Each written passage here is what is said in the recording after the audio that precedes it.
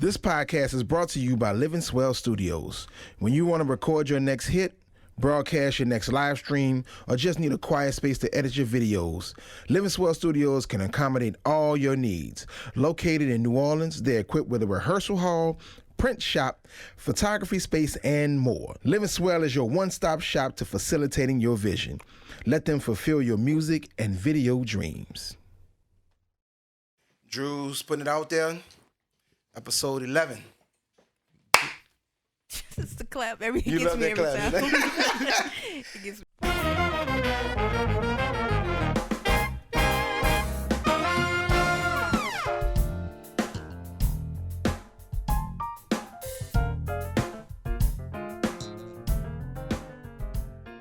Hey, what's happening, y'all? This is the Professor Drew Bayham coming at you with another episode. We back. I was gone. I tried to, just like other musicians try to do, we try to make this money. And so I'm back. And we have some, just one really, really good topic to talk about.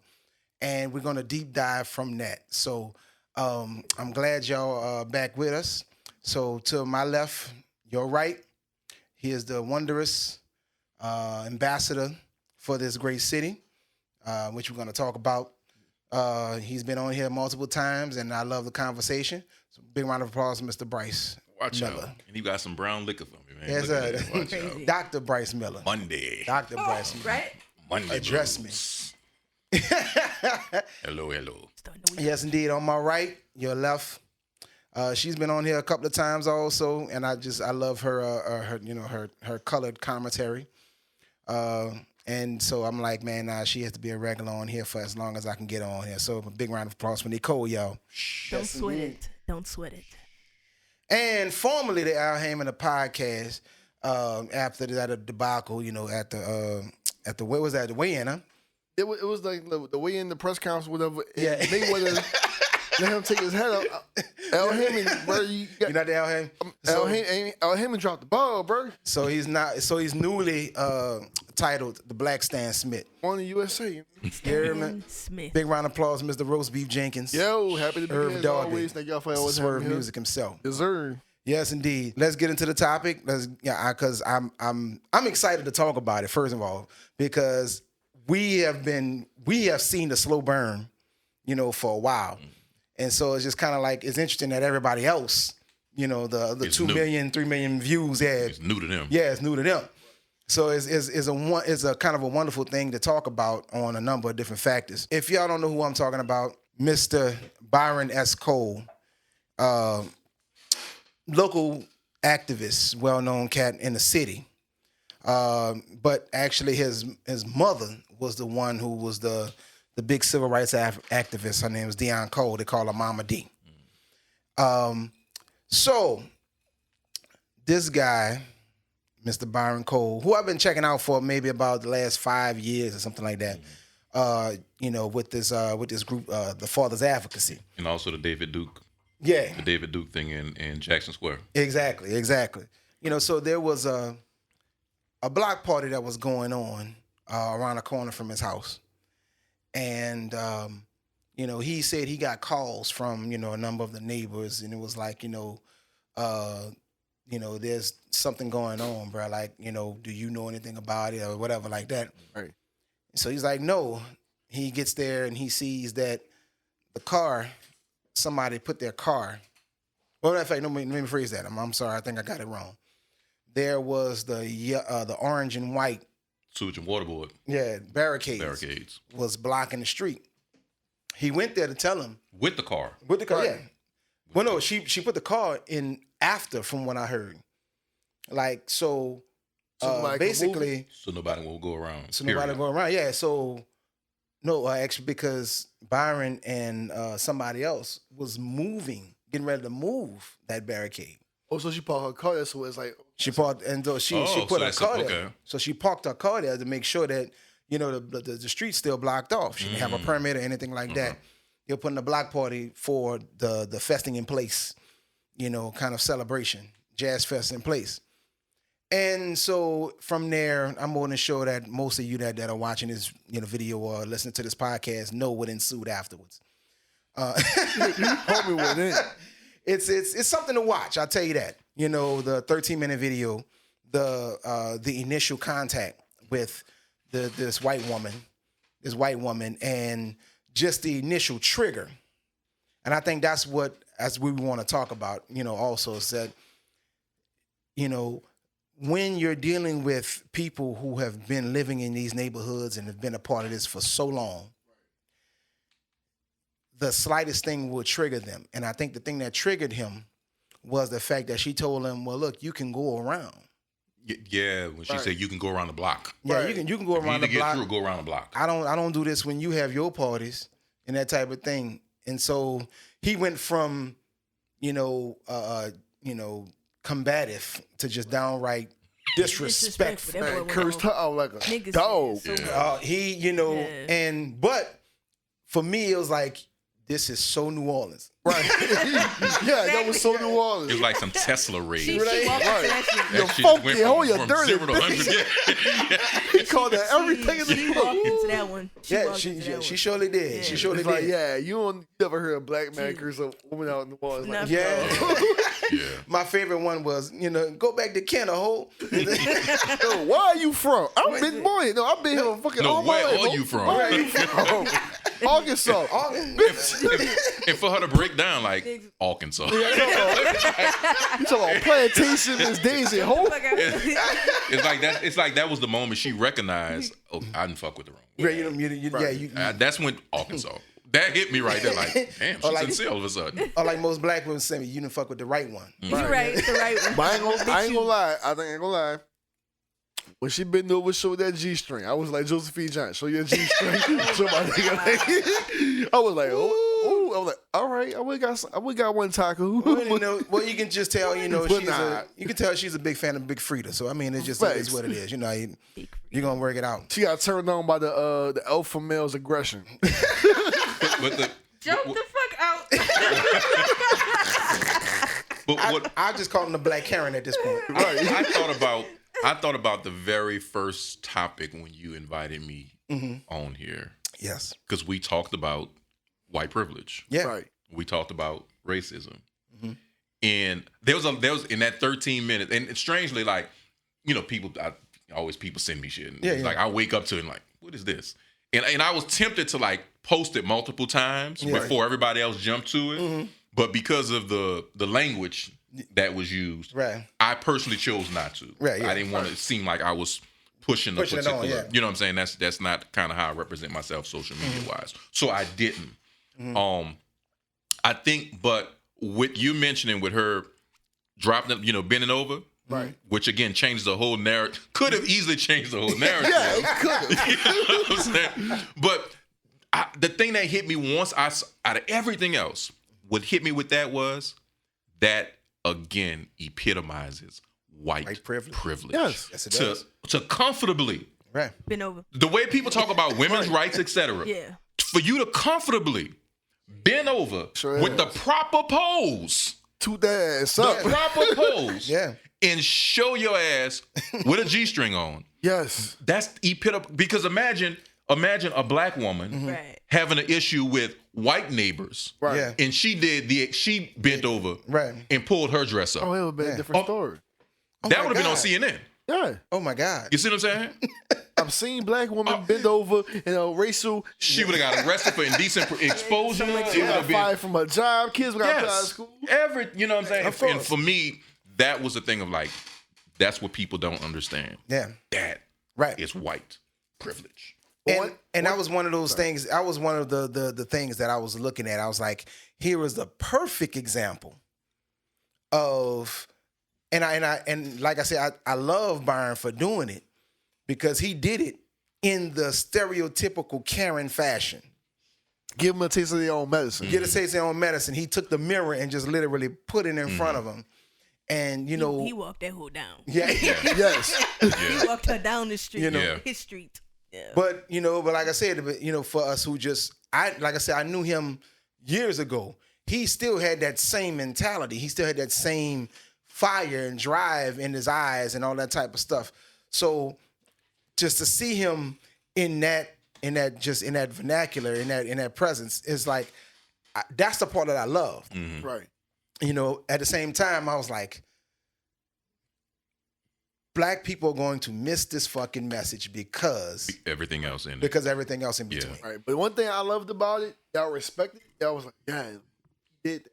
The whole time he went off, he was trying to attack, come at him was crazy. Yeah. He was strapped.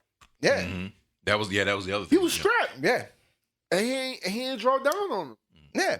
because that's what people who are, versed in their handling of their weapons, their firearms. Right. You could tell that, okay, I went and took a class to get my concealed carry. Right. So I feel like everybody take a class, come with great responsibilities. Yeah, exactly. Blame it on the Henny. But with that being said, it was like, bro, you handle yourself with class and you didn't flash out. Mm-hmm. But he showed that you can't come into a New Orleans, predominant New Orleans black neighborhood and pull some bullshit like that. Mm. Anywhere else probably can, but New Orleans. And I think with the gun, I think that the aspect wasn't even about his need to draw down. Mm. Again, it was he presented so much audacity in response to her audacity. Yes. Right. The first thing that really tripped him was her audacity. Right. But not just saying you can go around the block, but even before that with, why don't you just come and get some tacos and margaritas? Yeah, like, right.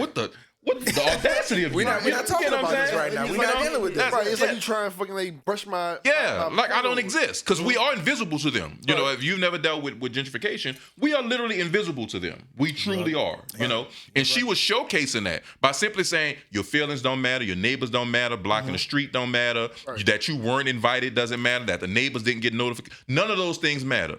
Just come get a margarita and taco because you don't fucking exist anyway.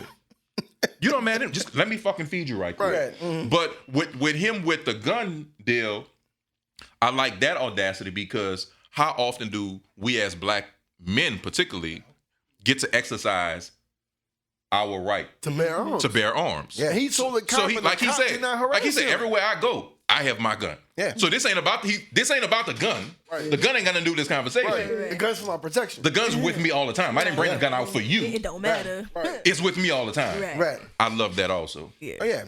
And is we were just talking about this literally about 2 hours ago. And I was just saying, I was like, here's the deal. We do have to address, what is going on with the city. And New Orleans is not the only city that has this problem. We were talking about earlier, we were talking about Detroit had it in the 80s, 90s. Harlem had it in 2000. Brooklyn's having it right now. Brooklyn's having it right now. I was just telling Nicole, I was like, in Fort Greene, Brooklyn, there were, it was just the gambit of black stardom, black, wealth that was in the Fort Greene area. Somewhere along the line as the neighborhood was getting gentrified. And so I remember Spike Lee talking about it because Spike Lee had with his dad. Mm-hmm. And his dad used to have jam sessions every week for 25 years. Mm-hmm. And then one day they got that call, that knock on the door. Somebody called, you're disturbing the peace. And that was, they kind of knew that was just the end of it. So his Spike Lee's dad, Bill Lee, decided to move. But he was in a rent-controlled apartment, in Brooklyn, in Fort Greene. They used to have drum circles in the park every Sunday. They got called, then they started calling the police on them. Mm-hmm. So it's just a New Orleans thing, but it's just refreshing to see somebody just kind of just fight against it for a change and say like, nah, motherfucker, like fight the power. Yeah, like, did you get a permit for this? But with you, I think as with all things, the same way we like to celebrate the uniqueness of New Orleans, New Orleans' issue with gentrification, its recent gentrification, is unique. Right. Because again, if you look up the makeup of our neighborhoods compared to your Detroit, compared to your New York, New York, like you say, you're dealing with rent controls. Right. So you're not really you're dealing with your living space. Right. You're not really living with a space that you own. Right. In Detroit, it was the white flight, from the plant workers. Right. And then all of a sudden, those black neighborhoods just look like Hiroshima. Right. Right. In New Orleans, we've always been these neighborhoods of a Haitian family, a Jamaican family, a black family, a Creole family, a white family, an Italian family, all within a block or 2 block radius. Right. And that still exists to an extent. So the difference with New Orleans is that the gentrification is literally coming from next door. Right. It's literally the fence line. You know what I'm saying? Right. Which makes it so unavoidable. Right.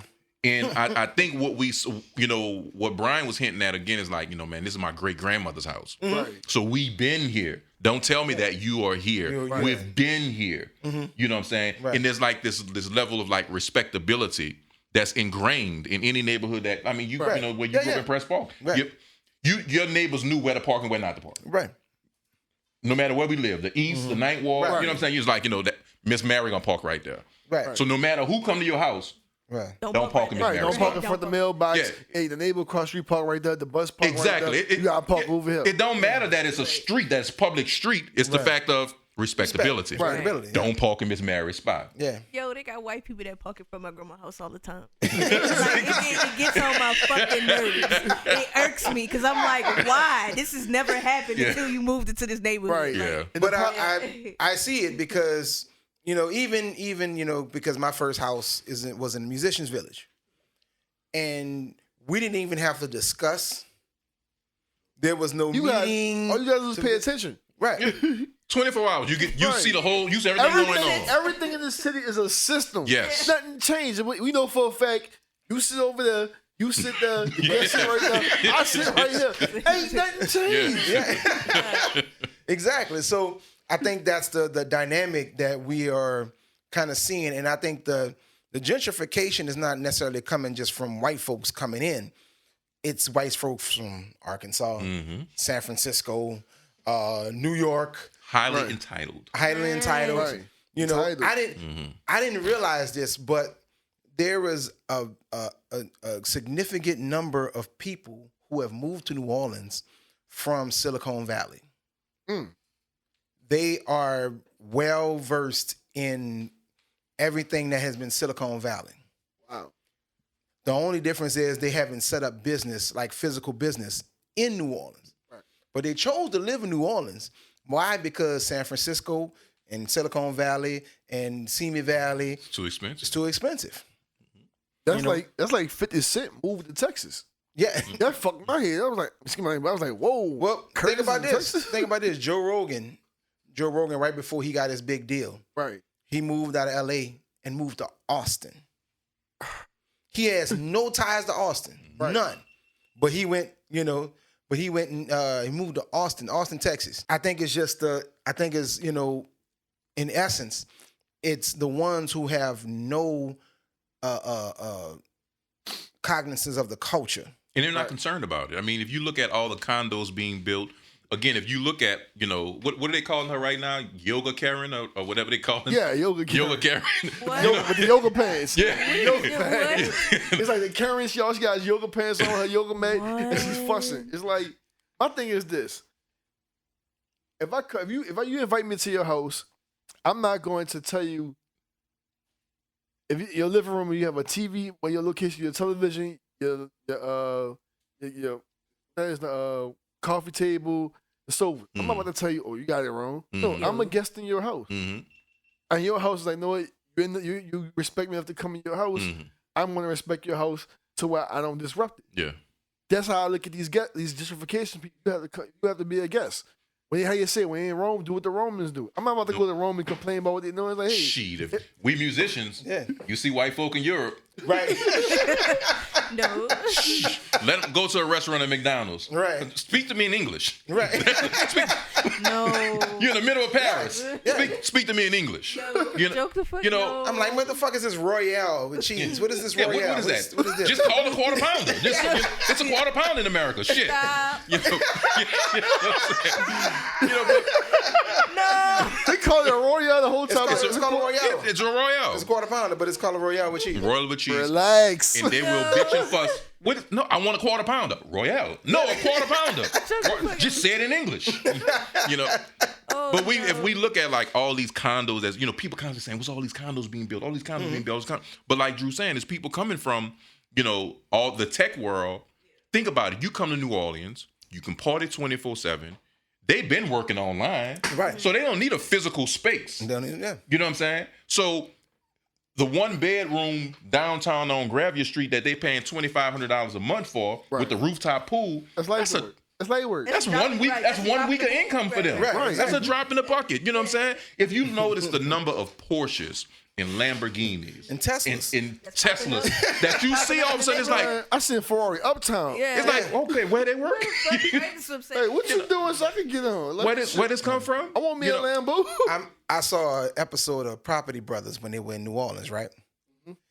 And they had, oh yeah, I mean, I love the show too, but I was like, it gave me a instance of like how unrealistic this shit has become. So they built a house from scratch, right, to compete against each other. It's like it looked like I think it was a duplex. It's on 3rd Street, and I want to say either Daniel or Dryads, one of them. That's one of them. Central City, boy. Mm-hmm. Huh? That's Central City. In the middle, just the middle of the hood. It's like, you know, it's the hood when there's 3 churches on 3 blocks. That's the hood. Right. Baptist Church. No, Drew Hall. Yo. Missionary Baptist Church. Yeah, Missionary Baptist Church, yeah. Man. So, and I'm thinking to myself, and the house went for $750,000. Probably sold within 2 weeks. Because they did it. They already bought it. Yeah. But and I think that's the biggest part of this this gentrification process that has become, you know, the tension. Right. Because those people, there's a number of people who just come into New Orleans. They disrupt the natural order. They destroy the natural order mainly because they coming in and they buying the 3-bedroom, 1-bath, 1,100 square feet house for $450,000. There's a 2-bedroom right now for sale on North Rampart for $685,000. Yes. But I'll bring it even closer because this comes back to the whole Byron situation. So I live in Carrollton, and within the last month, 1 block from my house, there was a call them black family, but they were originally from Africa. Okay. They lost a house to foreclosure. Right. Now I've had this thing with all of my elder neighbors. If you have financial issue with your house, so and so you in foreclosure, man, holler at me. Right. I will buy the house and you can rent it from me. Right, yeah. I can't tell you how many times I've had that story, that discussion after the foreclosure has happened with neighbors. So anyway, they foreclosed. Somebody else came and bought the house, right? Worked on the house for about maybe 4 weeks. I'm not exaggerating. The house sold for $599. Yeah. You can look it up. It's on the corner of Dublin and Apricot. Yeah. Right?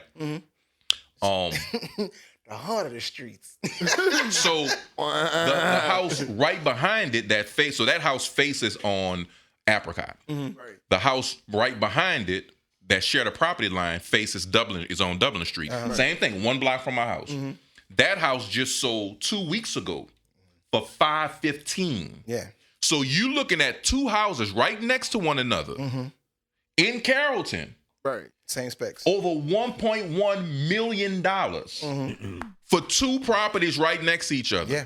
Now this is where the issue comes in, and this was hurting us. Yeah. I put on, I think it was Reggie Ford. Somebody put something about gentrification last week, and I put it on his post that what we're seeing with gentrification is it needs another name. Right. Because what we're seeing right now is that these white folk white folk and folk with money. Right. Because some of them are non-white. Right. But what they are doing is ensuring that these properties and that these neighborhoods never become black again. Right. For the simple reason, if that house just sold for $599, there ain't a black person on the face of this planet Right. that's gonna buy that house when they ready to sell it next time. You're right. Because when they sell it next time, it's gonna be $750 or $800. Right. You see what I'm saying? Yeah.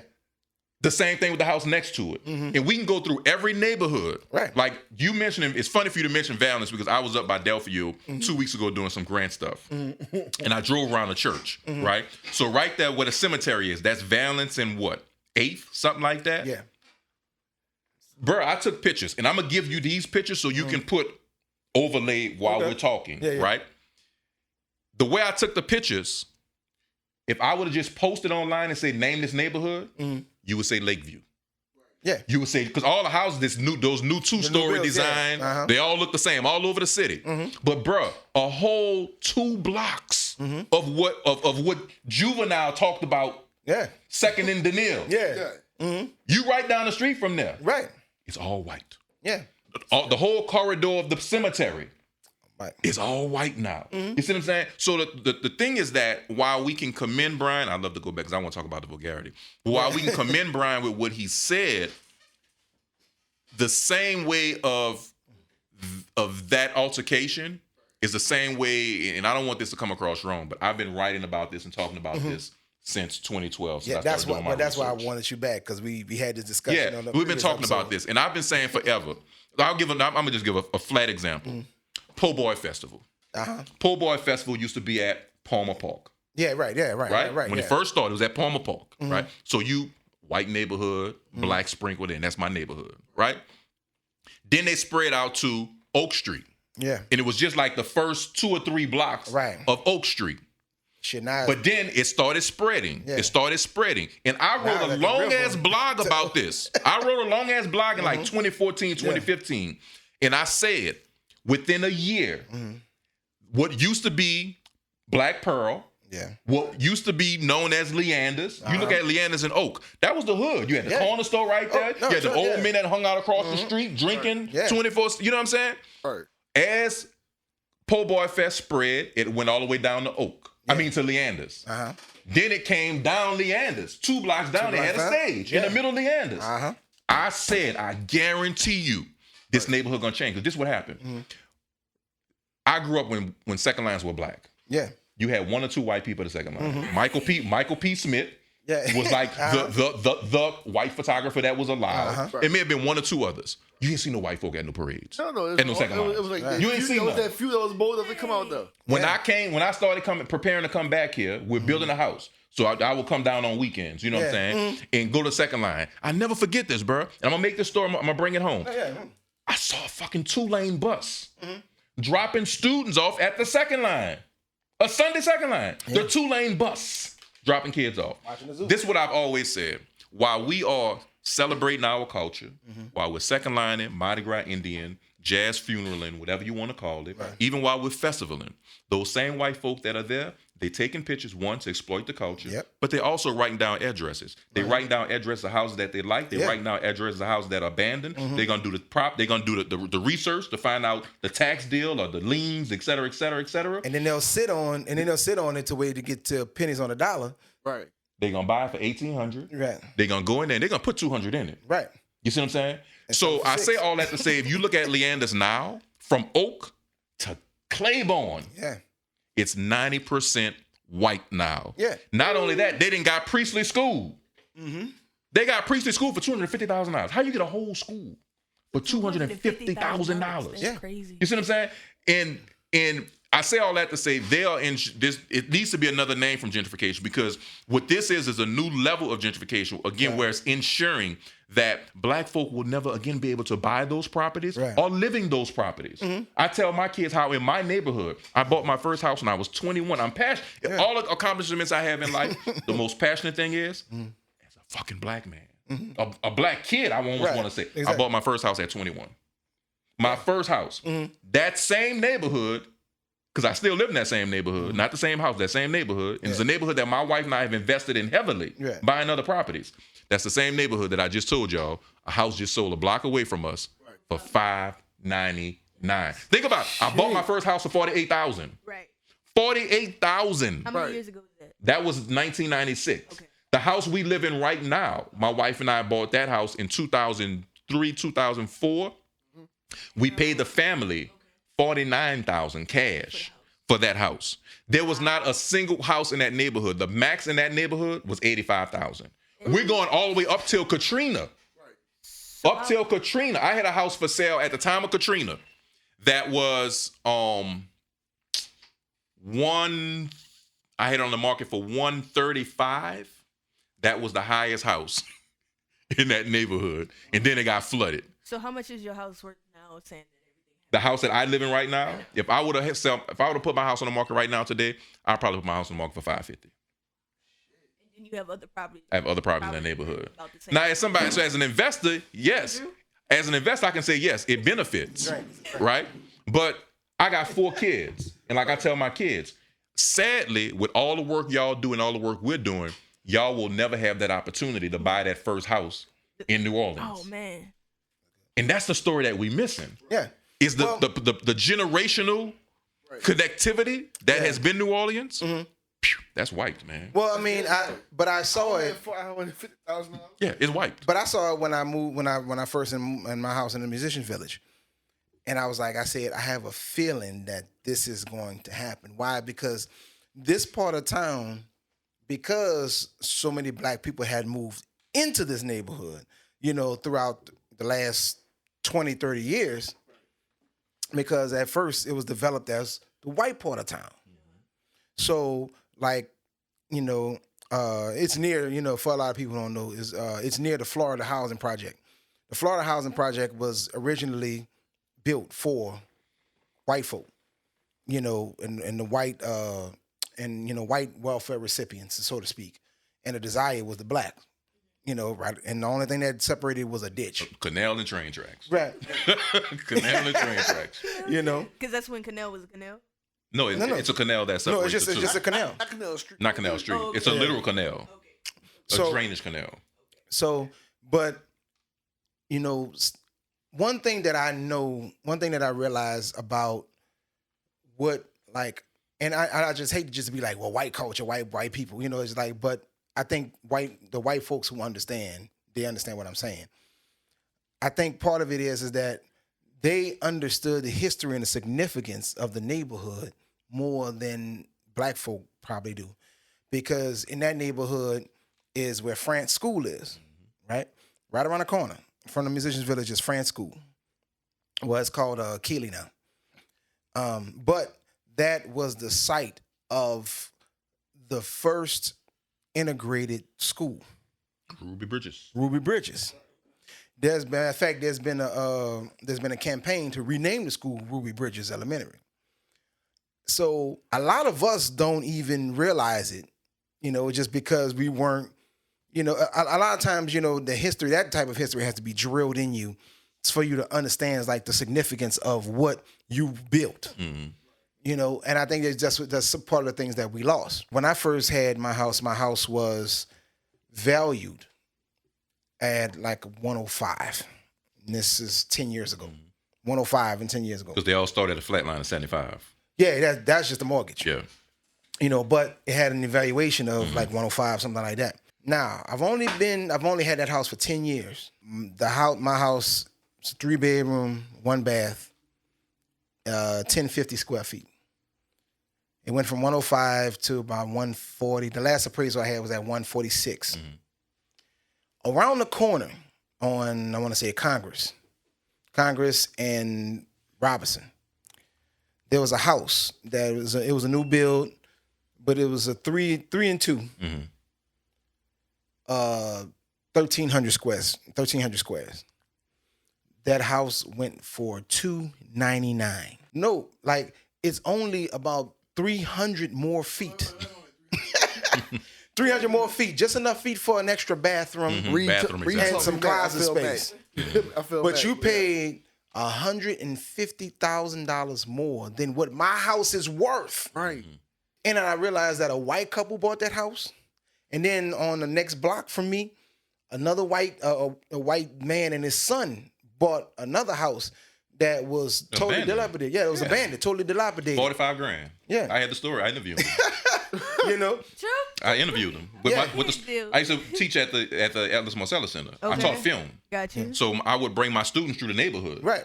And he and his son was out there working on it one day because we had taken photos of the house when it was abandoned. It was a white house, but it had real ornamental details on it. So you can tell whoever built the house It was a working class family. Right. Mm-hmm. And then we saw him out there, and I just asked him, I was like, you guys have bought the house? Would it be okay for my students to interview you? Mm-hmm. And he broke it down. He found it online on Realtor.com. Right. It was $45,000. You know what I'm saying? Right. And it's beautiful now. Yeah. It's oh a my beautiful gosh, house. it's beautiful. Beautiful big shed in the back. Yeah. And I was like, man, this is what it is. Mm-hmm. But then when I realized that they started putting in, the white folks that were moving in the neighborhood. Now this has been a black neighborhood for the last 30 years. I grew up there, 1705 Police. Yeah, exactly. I went to Cohen Middle School. I'm mad you still know the address and everything. Oh yeah, we still own the house. Of course, this is the one. Everybody 4562 Gallia Drive. 4406 Longdale Drive. And I knew that because I grew up. And I went to Cohen Middle School, which is now the Musician Village. Yeah. The Musician Village is where I went to middle school. That's like crazy. the square block. Yeah, right. that was the school. That was the school. But I'm looking at it, and those same white people that are moving their kids in the neighborhood are going to Achilles. Mm-hmm. Like right in the corner. They're setting up the neighborhood. But then I realized why. Once you cross St. Claude Avenue into the Bywater neighborhood, the actual Bywater neighborhood, those houses, those same 3-bedroom, 2-bath, So fucking unaffordable. 2,000 square foot, 1,500 square foot houses are going for $500,000 and $600,000. Yeah. And then I realized that. So I was like, I had to think to myself. I said, well, if I'm coming to a city and I'm buying a property for this amount of money, and I know what the value is of everything else in the city, I will act like that too. They don't give a fuck about the culture because they paid $600,000 for a house that our parents only paid $50,000 for. So it's They hyper. paid the cost to be the boss. But it becomes hyper entitlement. Yeah. So it's their It's egotistic. yeah. Well, it's their white privilege. Yeah. It's their white entitlement. Now it's this economic entitlement. Right. And again, I'm dealing with the same thing in our neighborhood because we have had such an influx of folk who have moved into our neighborhood. And same thing, the house right next to us. Once we got our gentrification issue folk to finally move, they bought, and I think about it, this is a house that my wife and I offered the original owners in 2012 to buy for $75,000 cash, right? Because, I was like, okay, I think I would have got it, but I pissed, the guy and his family, we've never had like a really good relationship. He was black, but we never had a really good relationship. He was a really weird dude. Never had a really good relationship, but he was cool, Yeah. So I talked to him, I was like, man, I'll give you 60. He's like, come on, Brice, be for real. I was like, okay, 75 cash. He was like, okay, I'm gonna play the market, so and so and so. I think I pissed him off. He asked me specifically what I was gonna do with the house. And instead of me playing political bureaucrat as I normally do with my gift of gab, he caught me on the wrong day. I think I had been drinking daiquiri or some shit.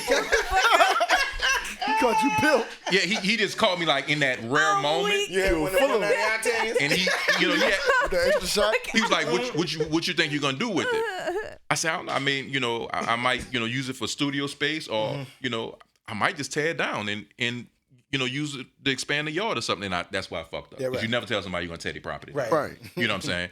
And he ended up selling it to a white couple from Chicago. They got it for $130. They converted it into a single.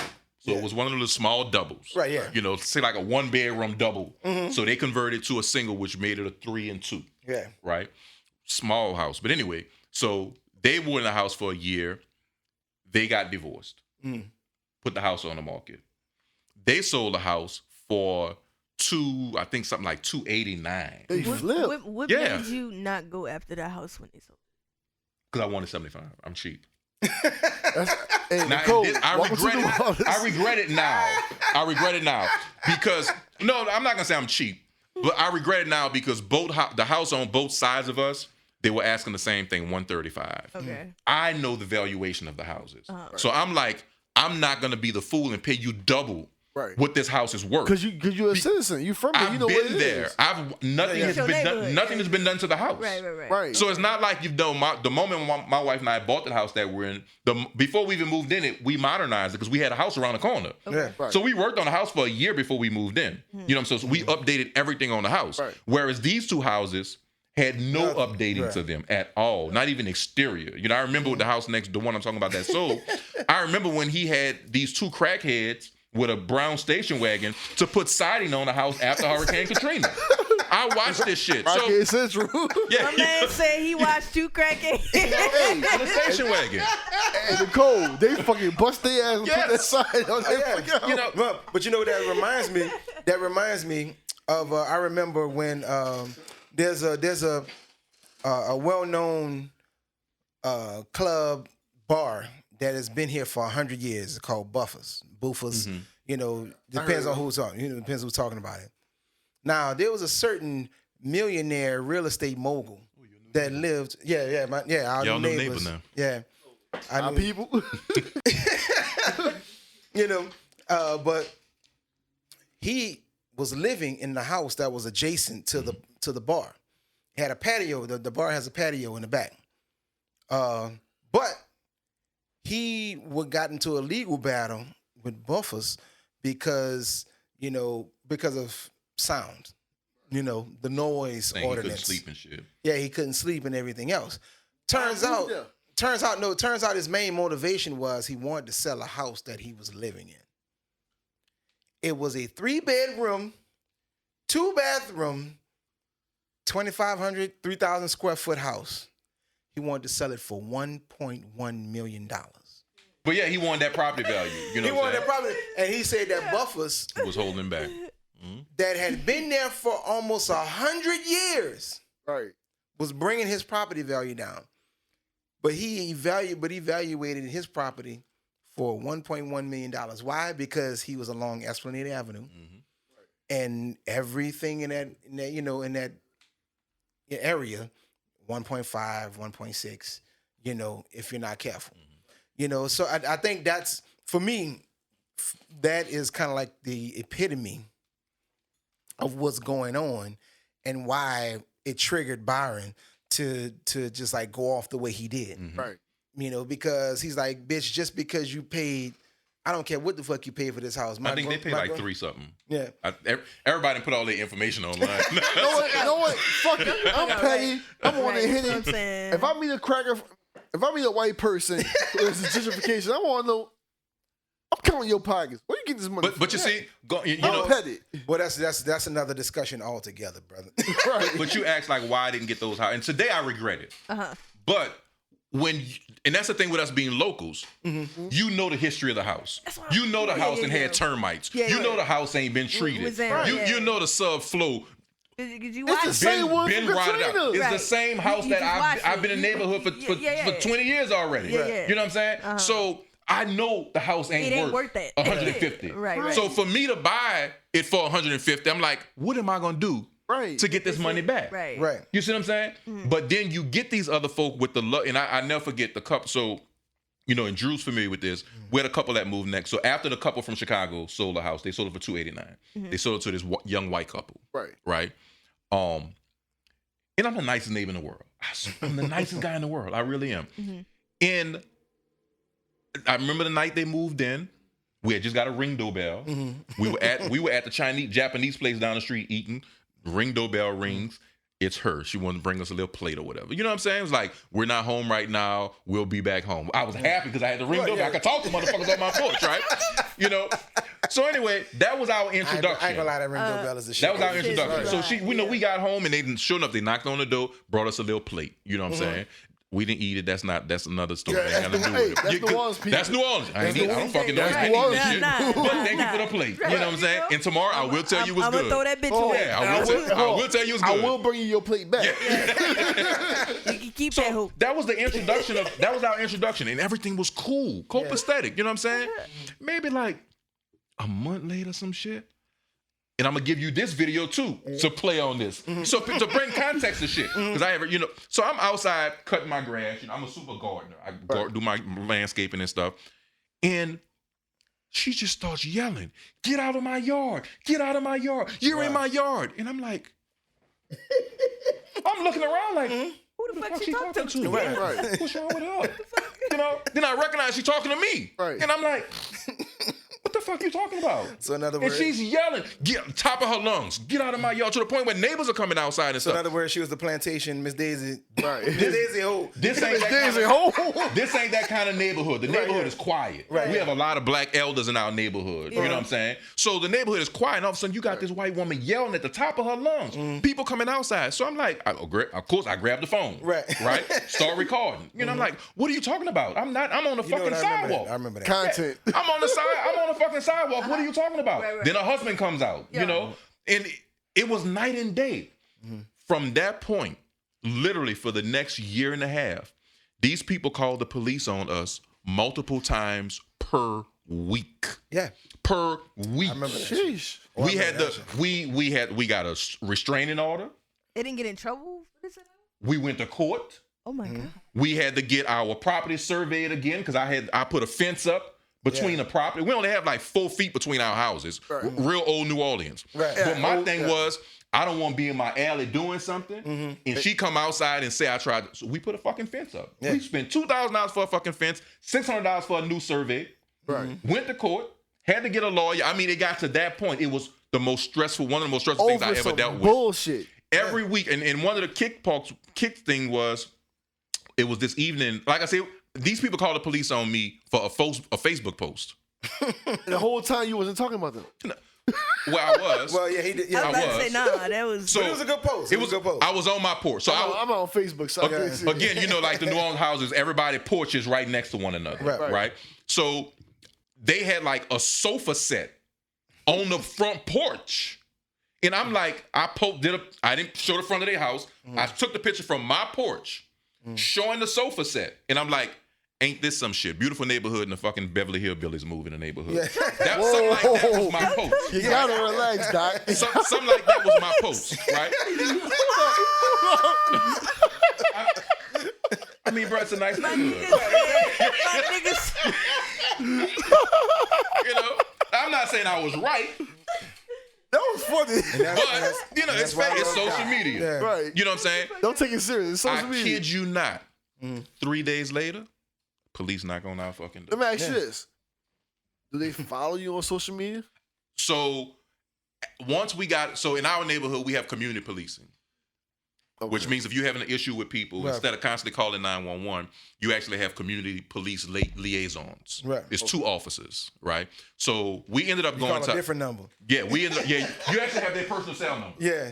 So we ended up going to. It got so bad, we ended up going to our district commander, which at the time was Ferguson, who's now the police chief. Right. But he used to be commander of the 2nd district. Okay. Right.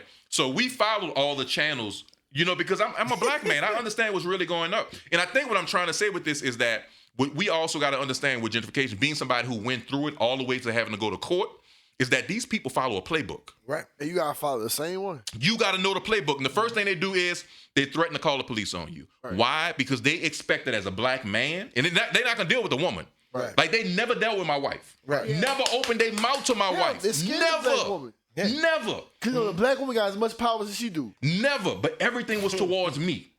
Always. Right? Okay. All right, So but that's another topic for yeah, but it is. It is though. Yeah. Because the strange thing about it is that all the altercations, Right. seemingly on paper, was between me And, this and the white woman. wife. Yeah. Yeah. I'm petty. You think the wife want to fuck you?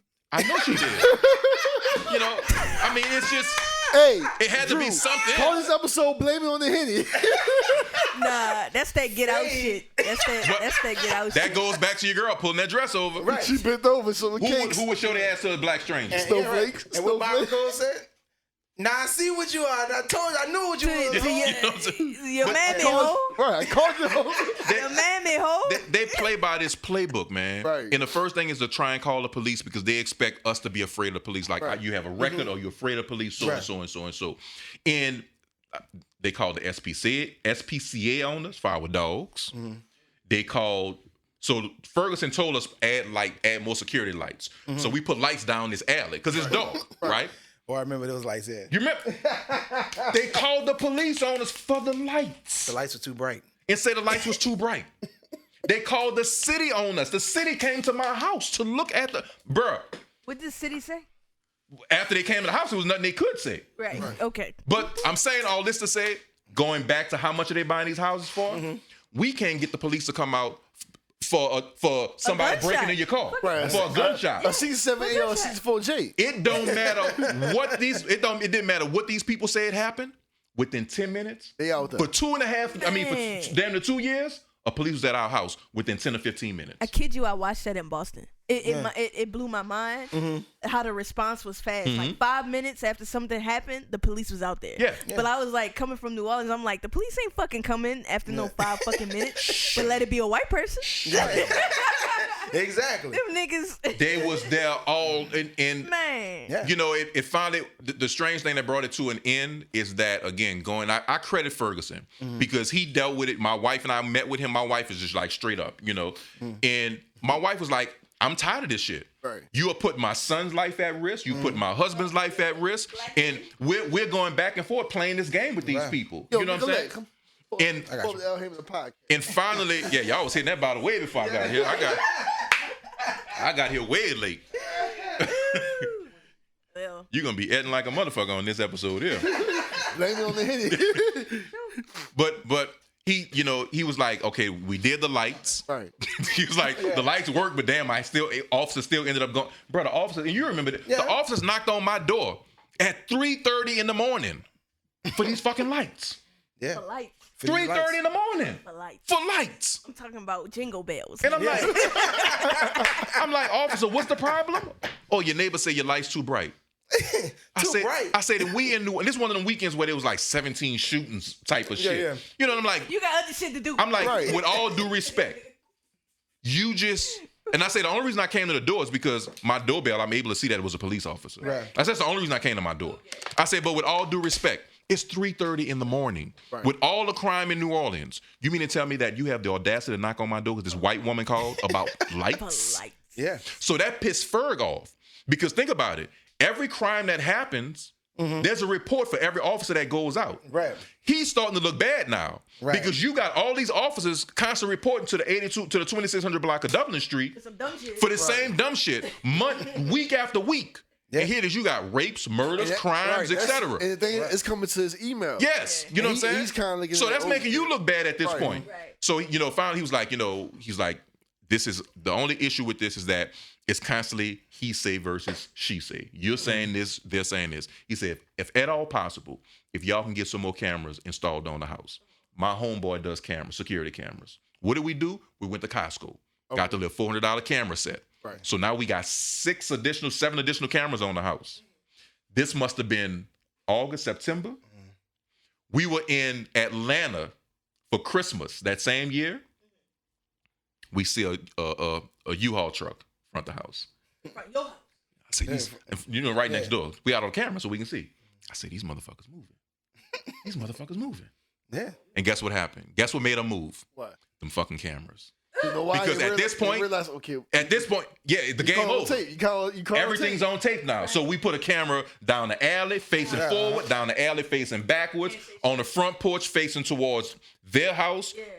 So essentially, we had more than a 360 view. Right. You can see half a block. At that point, you going to jail for false calls. Yes. Yeah. Yes. So once we put the cameras up, the call stopped. Yeah. And literally 2 or 3 months after that, they were out. I'm finna get my grandma cameras for her house. Fuck that shit. I'm finna get her some cameras. Merry Christmas, motherfucker. We have not, there's more white folk that moved in the house. So what I say, they 289, they lost on it because they couldn't flip it. So the people who live in the house now, who are white also, I think they're from Shreveport, they bought the house. They from here. They bought the house for $294. Something like that. But still, and then the house next door to them sold for $299. So you still talking about 2 houses that sold in excess of $290,000 that we tried to buy for $75. Realtors, do you need some special aerial photography or video footage? Or maybe you need some stock footage of the city for your presentation? Or maybe a beautiful shot of a landmark just to hang on your wall? Well, time for you to check out DM NOLA Shots. They are a drone photography and videography company established in New Orleans who specialize in capturing aerial 4K video and photo. Check out the website at www.dmnolashotsllc.com or follow us on social media at DM Nola Shots on Instagram and Facebook. DM Nola Shots. One of my band leaders, Anthony Bennett, you know, he's another one who is just kind of like, you know, active in the civil rights community. Mm-hmm. But he's also, you know, has a number of businesses, and I love, you know, and I love that about him. That's the thing I really love about him. But his house, he has, you know, he stays in the sixth wall. They didn't hit him hard lately. They hit him hard because he originally bought his house 20 years ago, maybe 20, 25 years ago, for $65,000. It was a duplex, right? He's just one on one side, one on the other side, right? He gutted it all out, made it one big house, you know, that type of thing. So it was pretty much evaluated for around 140, 150 for about 20 years. Like 20 years. Right next door to him was always this lot. It was just a lot. So the lot finally was sold. They put a new build on the house and put a new build house on that lot. That house sold for $800,000. And it looked like a What? It looked like Futuristic. it looked like a Lego block. Yes, Looked like a full-story Lego block house. LA Kind of modern vibe. Yeah, right. Environmental looking houses. But he told me the house that's on the corner is like the corner of Ursuline and Dergenwa. Big house, big, pretty, like plantation style house, right? The guy That's the one bought white it. guy got. Yeah, the guy bought it for very, very cheap, and you know he finally tried to sell it. You know, I think he had like 4 or 5 apartments in there. He finally tried to sell it, and he wanted like $1.1 million for it on a corner of Ursuline and Dergenwa. $1 million house. So it's just I think part of that, yeah, you know, we addressed it. It's just kind of like it's the white privilege, and I'm trying not to say white, but I'm saying it in the context. But I'm just saying in the context of, you know, the ones that come from all over the country, you know, in like much more expensive straits. But they're just ensuring again that black folk will never again live in those properties or those neighborhoods. So the other thing about Anthony Bennett's neighborhood is that I'm gonna be rich. Mark my fucking words. I'm gonna be rich and I'm buying shit. I'm buying shit. The other thing about Anthony Bennett's neighborhood is that across from him on the opposite corner was like an old cleaners, or old store, and some houses. Yeah. Literally in one night, that whole quarter of a block went up in flames. Yeah. Shit. Mysteriously. Went up in flames. A quarter of a block. Yeah. Shit. But it was only the properties that these old black folk owned, or old black family, Yeah. and they didn't want to sell. Cleaners, store, and some like It's a 3 tailor, I houses. think. It's a tailor. Yeah. That's an inside Like the job. mom and pop Yeah. shops.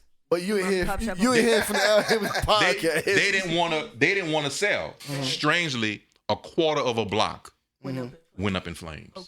So now what ends up happening again, like with Anthony. So Anthony has this big ass, humongous house that shadows over his house, Wow. totally out of place. But again, $800,000. Now you got 2 houses away House from that him. belongs in Lakeview. It does. It How's that- belongs looking over the levee. Right. I mean, I like the design because I like modern shit, Right, yeah, but it has exactly. nothing to do with that Right. neighborhood It has nothing, at all. absolutely nothing to do with the It neighborhood. shouldn't. I don't even think it was approved. But But that's anyway, how they do it though. you know. Right. That's how they do it. So the flip thing, and we're gonna see this in a few months in New Orleans. The flip thing is that take the sales out. What's also happening is property taxes. Mm-hmm. Right. So remember how I say how these properties in my neighborhood selling. We got our tax bill this summer, which was too late for us to. I mean, the end of last summer, which was too late for us to actually fight it because you have up until August to fight it. Right. We got a note saying that our taxes wouldn't change, that we were locked in. Right. And then 3 months later, we get a new tax bill. So since Katrina up till now, our taxes have gone up 6 times the amount of what they were. 6 times? 6 times the amount of what they were. That's so bullshit. what happened? But No, I fell into the same shit. if you got somebody, now remember I said the house in my neighborhood went between 45 and 85, all the way up until 2005. Now those same houses are selling for 300,000, and now down the street 500,000, 600,000. So now everybody else's taxes is going to be based on those houses. Those houses, exactly. So you got, if unless they're locked in, which you have to be 65 to get locked in. Yeah. So now you got people who can't afford taxes because where I'm supposed to find $5,600 to pay my taxes when I was paying $800 or $1,200 for taxes. You know what I'm saying? Yeah. So now you got folk who gonna lose their properties for tax. And this is the thing, going back to Brian. The whole time I was watching it, and I still want to talk about the language, but the whole time I was watching it, the whole time I was watching it, you know what I was really thinking up until she showed her ass, literally. But you know what I was really thinking? Honestly, just because I'm that person, I was like, he keep talking about his grandma's house. Right. Man, I hope them fucking taxes paid. Right. I hope he ain't got no liens on that Facts. house. He said I pay more taxes than all you myself. I'm like, I hope that there's nothing, because you know what them white folk gonna do now? They're gonna satellite the house. They're gonna drone the house. They're gonna look for every possible way to call 311 Get him out. or send a email to 311 and put complaints against that house, whether it's trash, whether it's concrete abatement, whether it's whatever. Whether it's ain't painted. Because when it happened with the lights, before the city came out, we got a letter from the city saying that we got a complaint about what they call them nuisance lights. Right. And I explained to the guys, like, bruh, I paid $85 per set, and we got 4 of these lights. Right. I say these lights have a new technology. They're dimmable. They're self-dimmable. Right. So you know how you have regular floodlights? Yeah. They come on, and then after 10 minutes, if there's no activity, they dim. No, they don't turn completely off, but they dim. Yeah. So they're not bright at all. But then if something triggers it, it goes back bright. I'm like, so I'm like, so that means you motherfucker was in the alley. Right. Yeah, exactly. So it ain't actually fucking bothering you. Right. You see what I'm saying? Yeah. But this is the deal. So and this goes back to that playbook that I said, the gentrification playbook. They'll call the city on you. These people reported our fucking dogs. Yeah. Now check this out. That ain't being petty. That ain't being petty. But what kind of dogs? But the SPCA will come out quicker than the police. Of course. So let me play this scenario. Play this scenario. I work from home. My office is at my house, right? I leave to go to Costco. Leave to go to Costco just to get dog food. I leave about 1:00. I get back about 1:25. I pull up to the house. There's a green sticker on the door. I'm like, damn, Energy didn't turn my fucking lights off, but I paid the light bill. I'm like, ain't this a bitch? They didn't turn my lights off. There was Energy. Yeah, because it's Energy or Susan Water Board. You know what I mean? Like, turn my lights off. But I'm like, am I paying my light bill? Susan Water Board is another case for another episode. We back in the saddle with Cash. I walk up, and it's a SPCA sign. Saying, call us, officer so and so coming for welfare check for dogs. So I called. I'm like, I just pulled up to my house and I got this thing on my door. What this is all about? Oh, we got a complaint about your dogs, that your dogs are in a yard and your dogs are in a cage and your dogs are not able to be, they're not supposed to be in a cage for a certain amount of hours, so and so and so. I said, what are you talking about? Explain yourself. I said, brother, you put a sign on my door at 1:20. I'm calling you at 1:25. Right. I got my fucking Costco receipt from 1:15. Costco is 3 red lights from my fucking house. Right. So you mean to tell me that my dogs can't be in the cage for 15 minutes? Right. I said, that's the first thing. I said, but the second thing, who's to say that my dogs are outside in the cage? Who's looking at my dogs? Yeah, who's looking at my dogs? So tell me what's really going on, right? I said, you know what? You can come back to this motherfucker and see what you need to see, right? So sure enough, they come back in a couple of hours. Now peep this. Our kitchen has a set of French doors that open up to our outdoor patio, to the yard. Right. When I left, I had the patio doors open with the dogs in their cages. Okay. You see what I'm saying? Yeah. The dogs are literally inside. Okay. But they're in their cages. Yeah. I ain't got to worry about nobody trying to come to my yard and go in the house. Right. We got a fucking pit bull, and then it was a boxer. You know? Okay. We got a pit bull in the box. They ain't coming in my house. They don't give a fuck. Right. You know what I'm saying? So the lady come back to the house. I showed her, I showed all the dog papers. Here's their vet papers. Here's their rabies shots. She look at the fetal. I can tell they house dogs. So tell me what the fucking problem is. Right. Oh, well, somebody said that somebody reported and said that your dogs were outside. Your dogs were outside in a cage, and they'd been in the cage for several hours, so and so and so. I said, well, ma'am, you can clearly see that my dogs are inside and the fucking doors are open. They called 2 more times. I had to go to court. Let me ask you. I had to go to court For to your dogs. prove for my dogs your to dogs. prove that I had French doors that allow Nigga my had dogs to prove be that inside. He had French doors for his dogs. That allow my dogs to be inside. What? Dr. But it's anything to harass you. Can I ask you a Oh question? my God. With this whole gentrification shit been going on for the past few years, from what I've been hearing about over the years, and even with you coming on the show, ain't no way around us being diplomatic with these crackers. Not at all. We can't be diplomatic with them. You can't. So Now, let's make a The thing distinction. about it is that I Let's just make answered. distinctions, I baby. just answered. You say he sucked me in, he said crackers, and I still answered. Yeah. Let's Yeah. make a distinction. We can't be diplomatic with these can't- crackers. yeah, We can't. Let's make a distinction. Blame me on the Henny. Right. Fuck out. Let's make a distinction.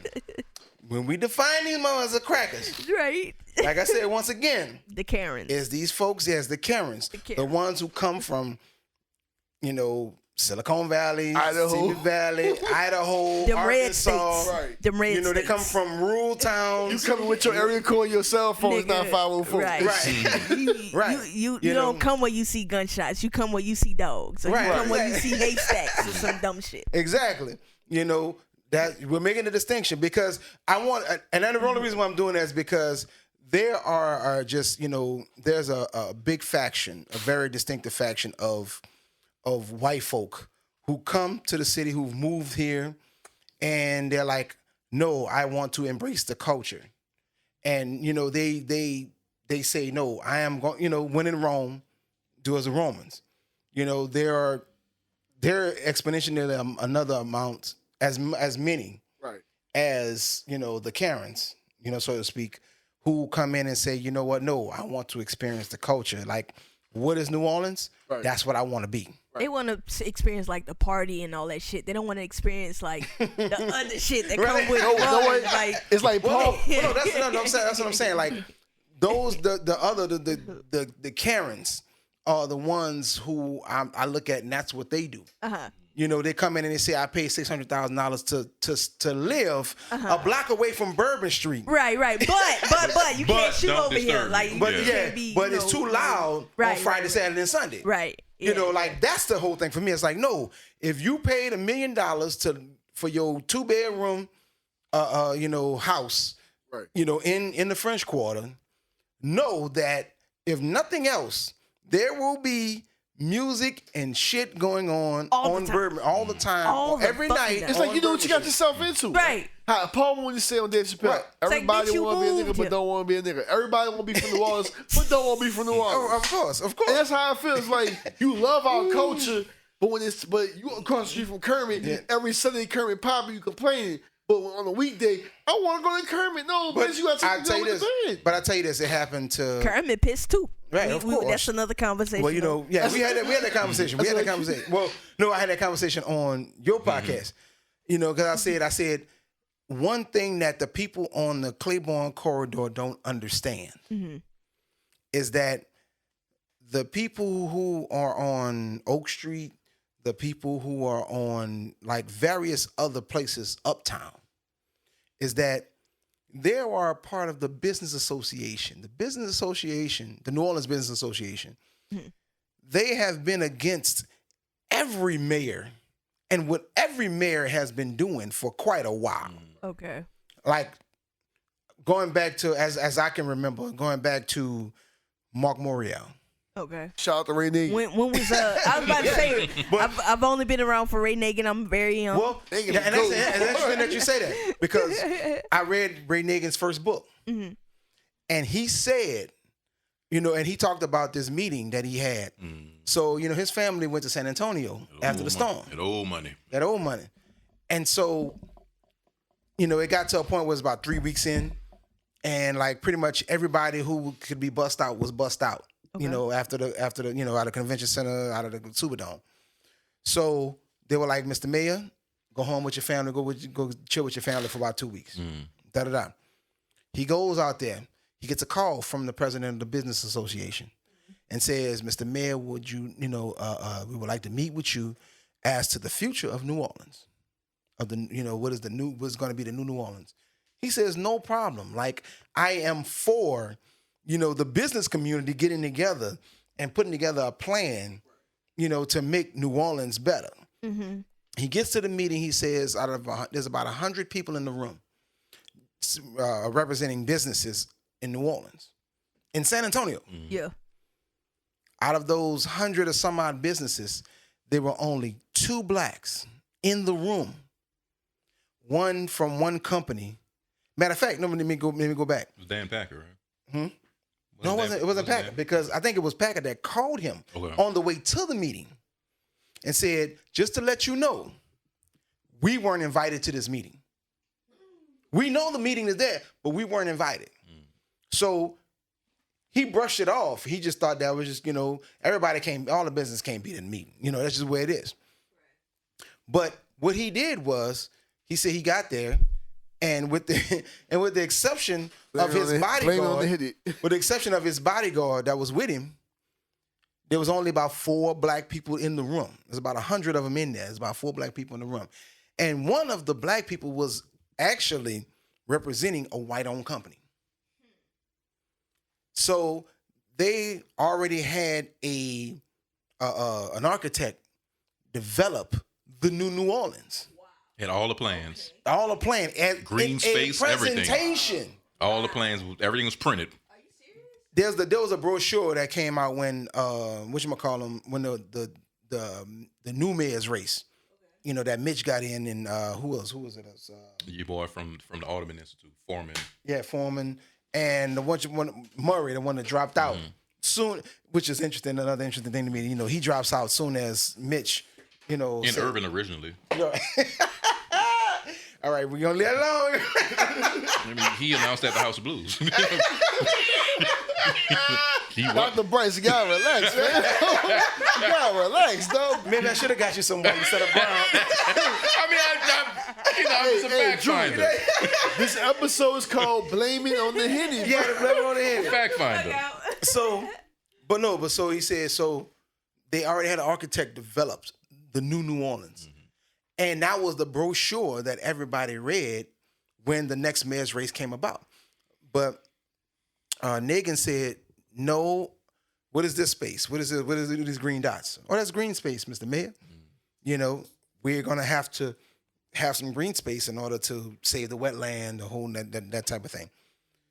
And so he says, well, at least give the people who live in these areas a chance to decide what they're going to do with their properties in this area.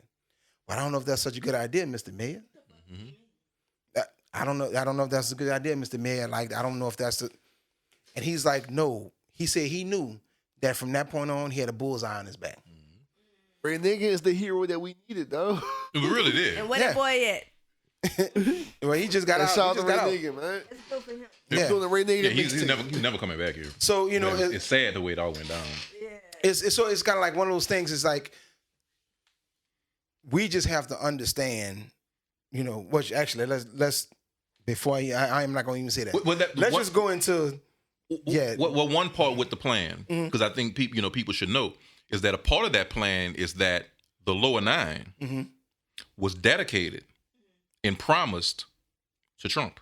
Yeah, it's going to be like The lower 9. Yeah, Nicole.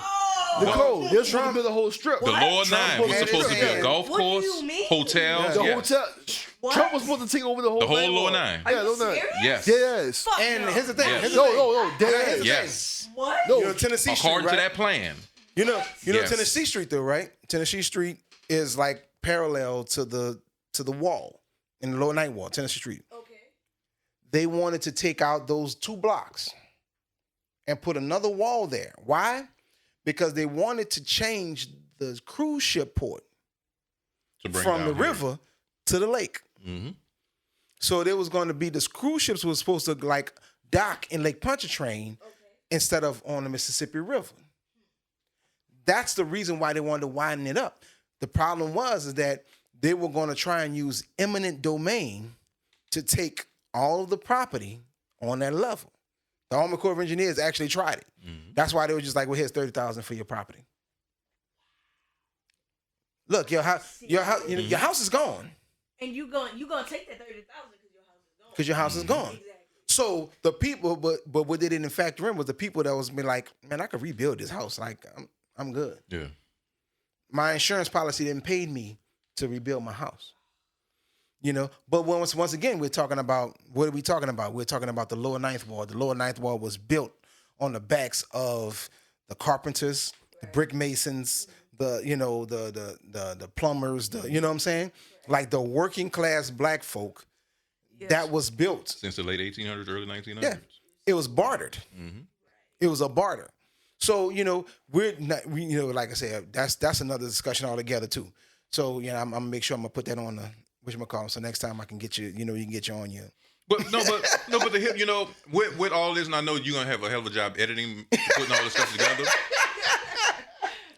But I ain't editing shit. You know, this is gonna be a Joe Rogan episode. The thing with it is, and I think it's something I've been thinking about lately, because I feel like I'm hitting my head against the wall sometimes. Well, a lot of the times, right? And it's because I keep trying to figure out how can we get black folk, young, old, middle aged, to just be more well read and more aware of what's going on. In 2013, 2014, when I blogged about the city is pushing us to second line in Mardi Gras Indian so that they can take our properties from us. Yeah. Everyone thought I was just hating, like I'm against the culture. Yeah. I'm not against the culture. I'm sitting here watching this shit. Right. They want to keep us entertained. Right. And while we're being entertained, Yeah. they are infiltrating. And the example that I give... So, I hate to cut you off, but just so you understand, like, one of my part-time jobs is working at a spot called Jam Nola. And Jam Nola is on, Jam Nola is owned by two white gay guys to be exact. And like they're sweet dudes or whatever the case is, awesome, whatever the fuck. But I understand that they came in a situation where they're like, I love New Orleans and I want to do this for New Orleans, but they don't understand how much hurt that they're causing. Because it's not really, when you get down to the substance of Jam Nola, it's not necessarily, damn, I'm a timestamp Drew. Hey, Drew. But the point is, you have these white people who are not from New Orleans, literally making money from the culture of New Orleans, and they have no fucking idea. It's a bamboozlement.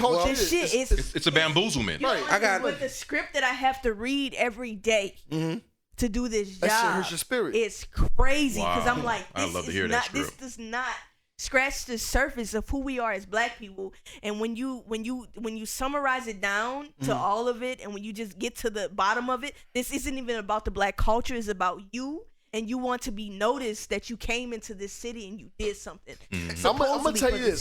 I did a tour with my ex-girlfriend, and it really scratches the surface where it's like it showed the Indians back in the 90s, black masking Indians. It showed Cole Young's artwork in the city of like the shotgun houses.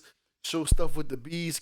It's like, and then when you get to the party, show the Mardi Gras Indians, the baby dolls. It's one of them things where it's like you barely tapping the surface. Not even close. You're not even getting to real detail. It's like it's one of the information where it's like I said, I'm a white guy. I said you go take pictures of the culture. Y'all give me information. And I create a platform. Yeah. Well, that's what. Yeah, exactly. It's bullshit. But actually that's the epitome of why Sidney Torres is the go-to guy for everything real estate, everything New Orleans. You know why? Because he's come in, he's set up business, he's made millions, and I would say with confidence, billions. Yeah, I think he did. He's I can say with the confidence that he's amassed $1 billion in gross. Look, I'm telling you right now, I'm gonna figure that shit out. But I'm telling you, I'm buying shit. When I'm gonna be rich as fuck, and I'm buying shit. Nicole, I'm gonna give you some game. I'm buying. Listen, mark my words, okay? I am buying shit in my fucking city because my people fucking deserve it. But mark my words, I'm buying this shit back. I don't give a fuck who y'all white people are. I'm going to fucking figure out if it's not my generation, it's going to be the kids that I buy or whatever the fuck. Hey, gain cryptocurrency, but don't buy Dogecoin. Don't buy Dogecoin. It's be mine, okay? I'm not playing. But we have to find a PJ Morton. Shout out to PJ Morton. We have to find a way to buy it, but we also have to look out for those who look like us because, a birdie just sent me a note of someone here in NOLA who is very well known and has amassed, building restaurants and bars and shit like that, who has also just recently, within the last few days, partnered with Sidney Torres. Yeah. Because sometimes you need somebody who look like you to get to the goods that represent you. Of course. You see what I'm saying? But we're going to work that later. But honestly, man, it hurts my heart because I said years ago that we were being set up. What I was saying earlier was that think about the Mother's Day shooting. What was the Mother's Day shooting? That was 2015. When was that Mother's Day shooting? The second line. 14 somewhere. All right, so there's a Mother's Day shooting. Which I remember the advocate for a lot of the brass bands. She died. Yeah, Deborah. Yeah. Big Red. Yeah. So even though there's a conspiracy with the whole Mother's Day shooting, that people said it was an inside job, because none of that, it really didn't make any sense. Right. Yeah. Man. Now we're not gonna go into that, but you got two brothers. They looking for supposed targets. Right. None of that shit made sense. Right. And it just strangely went away. And when you watch the video, you was like, absolutely it's like a fucking movie. This shit makes no sense. No, here's the video. And all white people got shot. Right. And in the video, in the video, ain't never been a second line white people got shot. So one of those street cameras caught it. Right.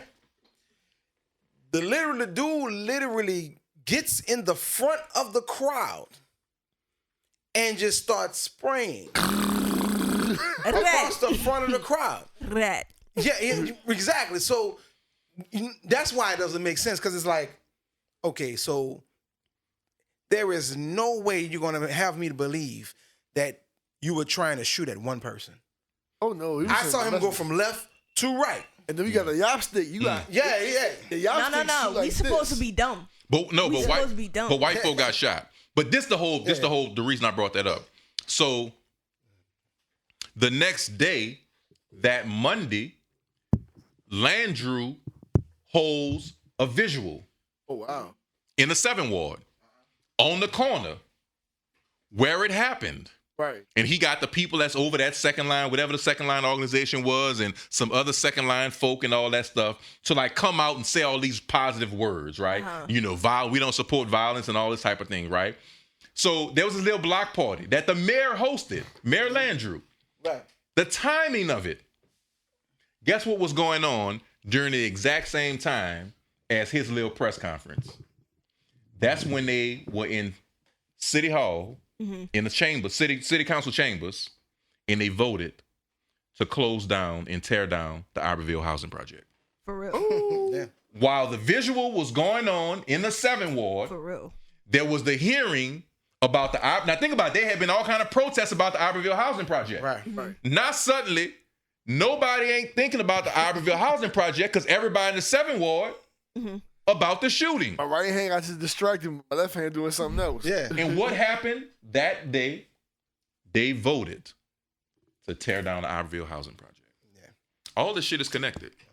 If we went around this city and looked at all the properties that white folk are now in, let's do the history and see how they ended up getting ownership of those properties. And I guarantee you 9 times out of 10, tax sales, civic source, foreclosure, yeah, or the family sold it for pennies on a dollar so everybody could get $5,000 or $10,000 and walk away. Look, I'm telling you, as black people, we need to understand that $1 million isn't even a lot of money. $1 million ain't nothing. It ain't shit. Well, $1 million ain't nothing. Shit. But here's Fuck my the thing. taxes. It's not a lot of money. But here's my we thing. think it is. Here's my thing, and I've always said this. I think when you get down to the nitty gritty, the mindset that our grandparents and great-grandparents had was the mindset that we need now. It's all about value. Right. So our grandparents were like, look, I get it. Those houses on the other side of town look really, really nice. And they're about 5 times, they're valued about 5 times as what we have right here.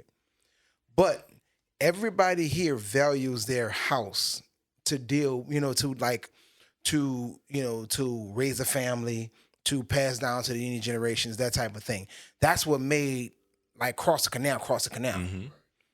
So it's like, like cross canal wouldn't be the lower Ninth Ward if it wasn't for the carpenters and the like I was saying before. And it was a community. It was a community. It's because like the brick mason laid down the foundation for the carpenter's house, and the carpenter, framed the brick mason's house, that type of thing. And so now they have something that can be passed down.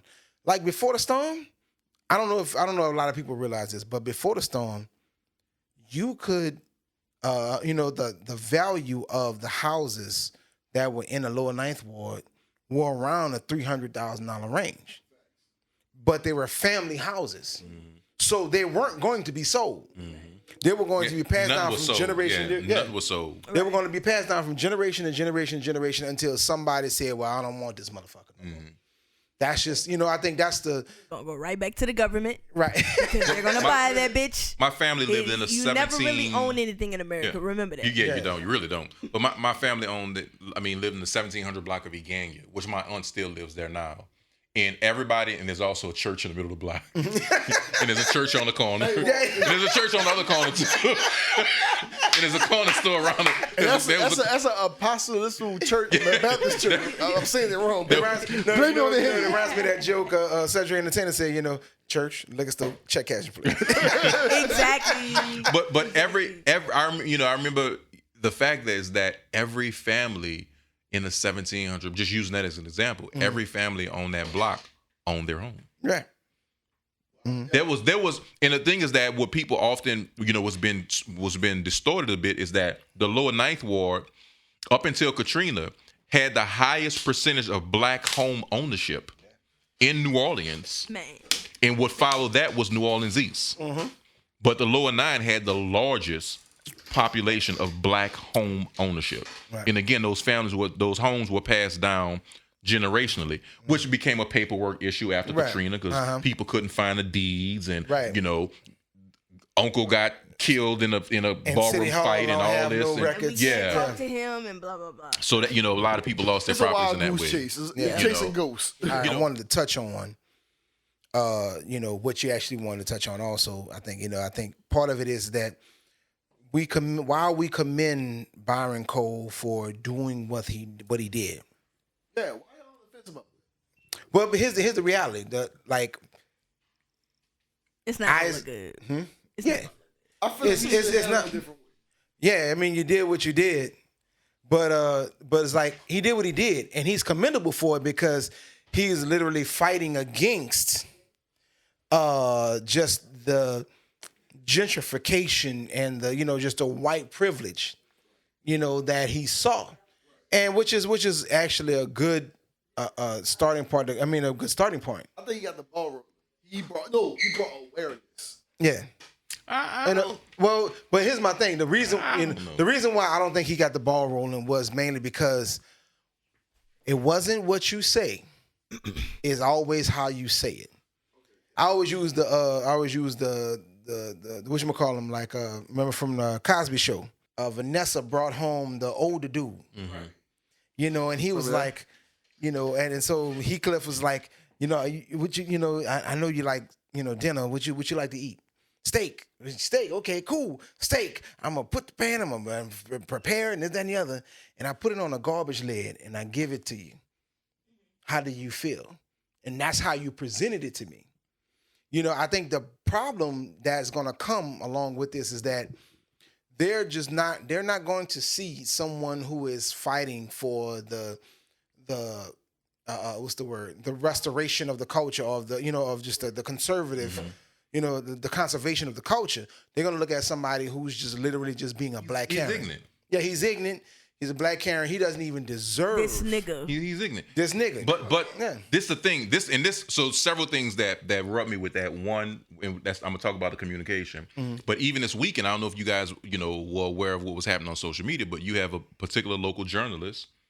For Times Picayune, NOLA.com, Doug McCash. I'll just say his name. Yeah, right.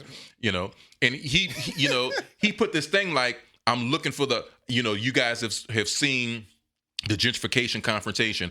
Essentially, he wanted to write a story about it. Right. And he does this thing where instead of like reaching out to try and get people themselves, he wants people to give him the information, so and so. Right. And when I saw that, I actually posted on his Facebook page. I think it was Friday. I was drinking. I think it was. Blame it on the Henny. I think it was Friday. So I posted the pic of, the screenshot of her bending over and also the screenshot of the old lady giving the middle finger. Right. And I posted, why don't you just ask her friends for her contact? Because he was asking like for her contact and for Brian's contact. Right. But when I saw that, I was like, this again exemplifies how he actually fucked up with this. Right. And how it goes against what could have been. Yeah. Could have been something to get another ball rolling. Absolutely. But the way he another thing too I know is he created shirts. Yeah. But that was funny. That was funny. But this you got to keep in mind, and this, and I'm just being honest with you. I'm blackballed enough, so I'm cool, man. I'm gonna pay my mortgage. And we got to understand that white folk are not our ally at all. We should have learned that through the Black Panther Party. We should have learned that through the Civil Rights Movement, and we should have learned that through the charter school system. White folk are not our ally. And when I saw Doug put that post, I simply say right there, what he's about to do is dig a hole for Byron. Yeah, right. Not for her. Because them white folk, dog, one thing my father-in-law taught me, God rest his soul, white dog don't eat white dog. Right. I don't care what white dog don't eat white dog. Yeah. So going back to that the thing why I don't think the negatives of that situation. One, the language that he used. He came out the box like there was like the two of them were familiar with one another already. He just immediately with the bitches and the hoes and and that's the first thing that caught me off guard. I was digging it up to the point of like, why the car there? And, who's having a party? And my neighbors called me and the elder neighbor called me. And I'm like, I'm cheering this brother. I'm like, oh, yeah. You stupid hoe. I'm like, okay, he's doing it. Well, let me invite you for a margarita. I don't want a margarita. Where you from? No, where you really from? Arkansas. I'm like, oh, yeah, he's doing it. I'm like, he done broke her down. Right. And then all of a sudden, you bitch. You cunt. He had to do all that. Bruh, at that point, I'm just like, damn. I'm like, damn. 1 yard line. I'm like, how you just do this? Right. And then it just kept egging on. This kept going and kept going. Right. And from that point, I'm like, bruh.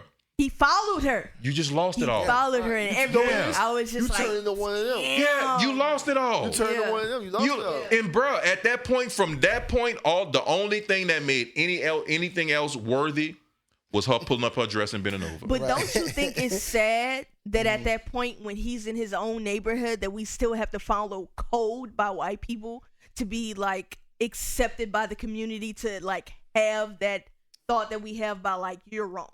What do you mean? Well, I get that, but it's just for us, and especially black men in particular, that's just a reality we have to deal with. Right. Which is bullshit to me.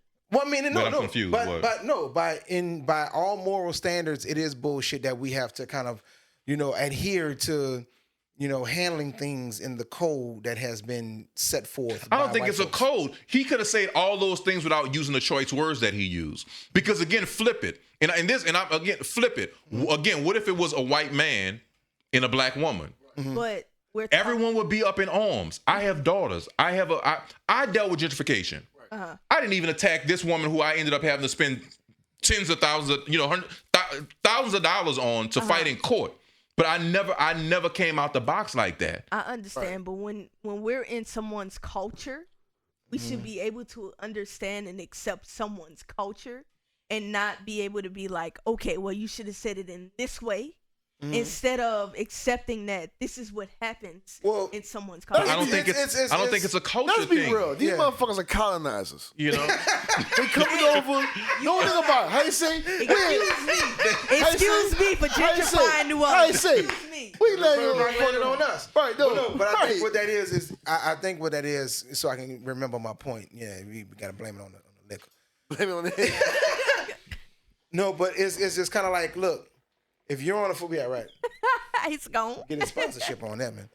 Henny, I need a check. Like the thing about it is that is the reason why we say that is because, first of all, we're men, and throughout life and society, we have been trained since we have been knee-high to a penguin to suck it up, live by the code.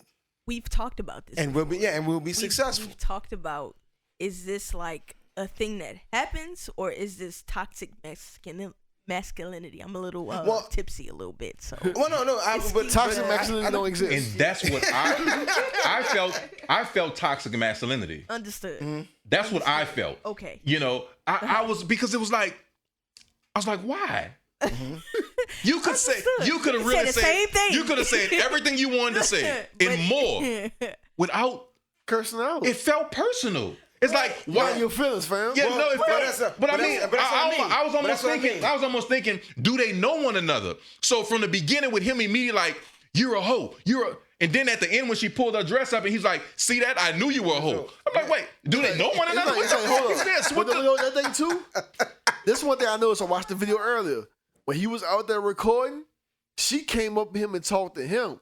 So they must have crossed paths a few times. Think about it. There's something missing there. For her to come up to him and say, listen to this, he on live talking, and she come into my, this is what's going on, like interrupt, like indulge in his conversations. Like, okay. Well, I'll say this. Y'all know each other. There's something you don't even if you highly pissed off, you don't just out and just start calling a woman a bitch out the blue. Especially you don't know her. If you don't know her. Right. You don't just... You go off on somebody, if you was fucking her, she played on you. Yeah. Right. But somebody that you don't know, a complete stranger, and y'all just get into it, and you just out the blue just start calling the bitches and hoes and... Bruh, who does that? Who's that? Yeah. So it feels like something... Who raised you? It feels like... Who raised you? It feels like something missing. Something's missing. That they know, and then again, for her to show her ass in that fashion... But... She's comfortable. I guess no, hold on. Way comfortable. She's comfortable. But I think this is Byron Cole. Like when I saw him, when I first got wind of him 5 years ago, right? He was the same way. Imagine he ran for mayor too. Yeah, he ran for mayor against LaToya. I think he went to, and I think he's running. I think he's trying to run for city council now. But like I knew him back then when all he had was he was just trying to do his father's advocacy, nonprofit or whatever. That is who he is. He and at the end of the day, for me, and I'm looking at this in the lens of a black man. No matter how stoic and astute you can possibly be, there is just something about a white woman just being able to trigger you. Yeah. Highly trigger. Yeah. Highly trigger with gestures. Not necessarily words, but gestures. She bent over. That shit took the cake. I ain't never seen that before. That's a whole new one. But here's the thing, We saw it with Barbecue Becky. Yes. We saw it from the chick in Central Park. Even the chicken in Texas when she came to the apartment. Right, when she came to the apartment. It was just a boom. But take the one in Central Park, for example. The lady in Central Park. This man has literally got binoculars and is bird watching. Right? That shit was funny. Which is very rare for a black man to be a bird watcher. Back in the G when I was young and they called you a bird watcher, it was something different. Yeah. Yeah, when I read that, I'm like, wait, what's going on with this story? Same thing. I was like, them two motherfuckers know one another. Something missing here. Right. But I just think that, we as black men, just like every other demographic of people, we all have the micro triggers, the microaggressions, if you will. And if we're not careful, like somebody can set that shit off like that. Mm. But also with that and thinking about his mom, do you think he just jumps into shit to create, almost like a Kanye? Yeah. Just to create something out of nothing to an extent. It's content. Yeah. At the end of the day, it's content. You know, because and that's the reality. I mean, I think that's the reality. The reality of it is that it's content, and we live in a society now where content is king. Mm-hmm. You know, it's like your podcast, your Instagram will not pop off unless you just have a whole pile of content that people like can't stop watching. Because he did make videos after that talking about where's DL Hughley, right? Where is Steve Harvey? Where are these people here? Why are you not coming to me? This is a topic right now. Right. Why are you not? So it was again. It's like trying to create that moment. Right. Exactly. You know. So and I think that was part of it, but I think he, on a core level, has the greater good in mind. You think him and the chick know one another? I wouldn't be surprised if that wasn't their first. You think he'd banged before? I would like to say that, but I don't want to say that. I don't. She touched it in Miami. She touched it.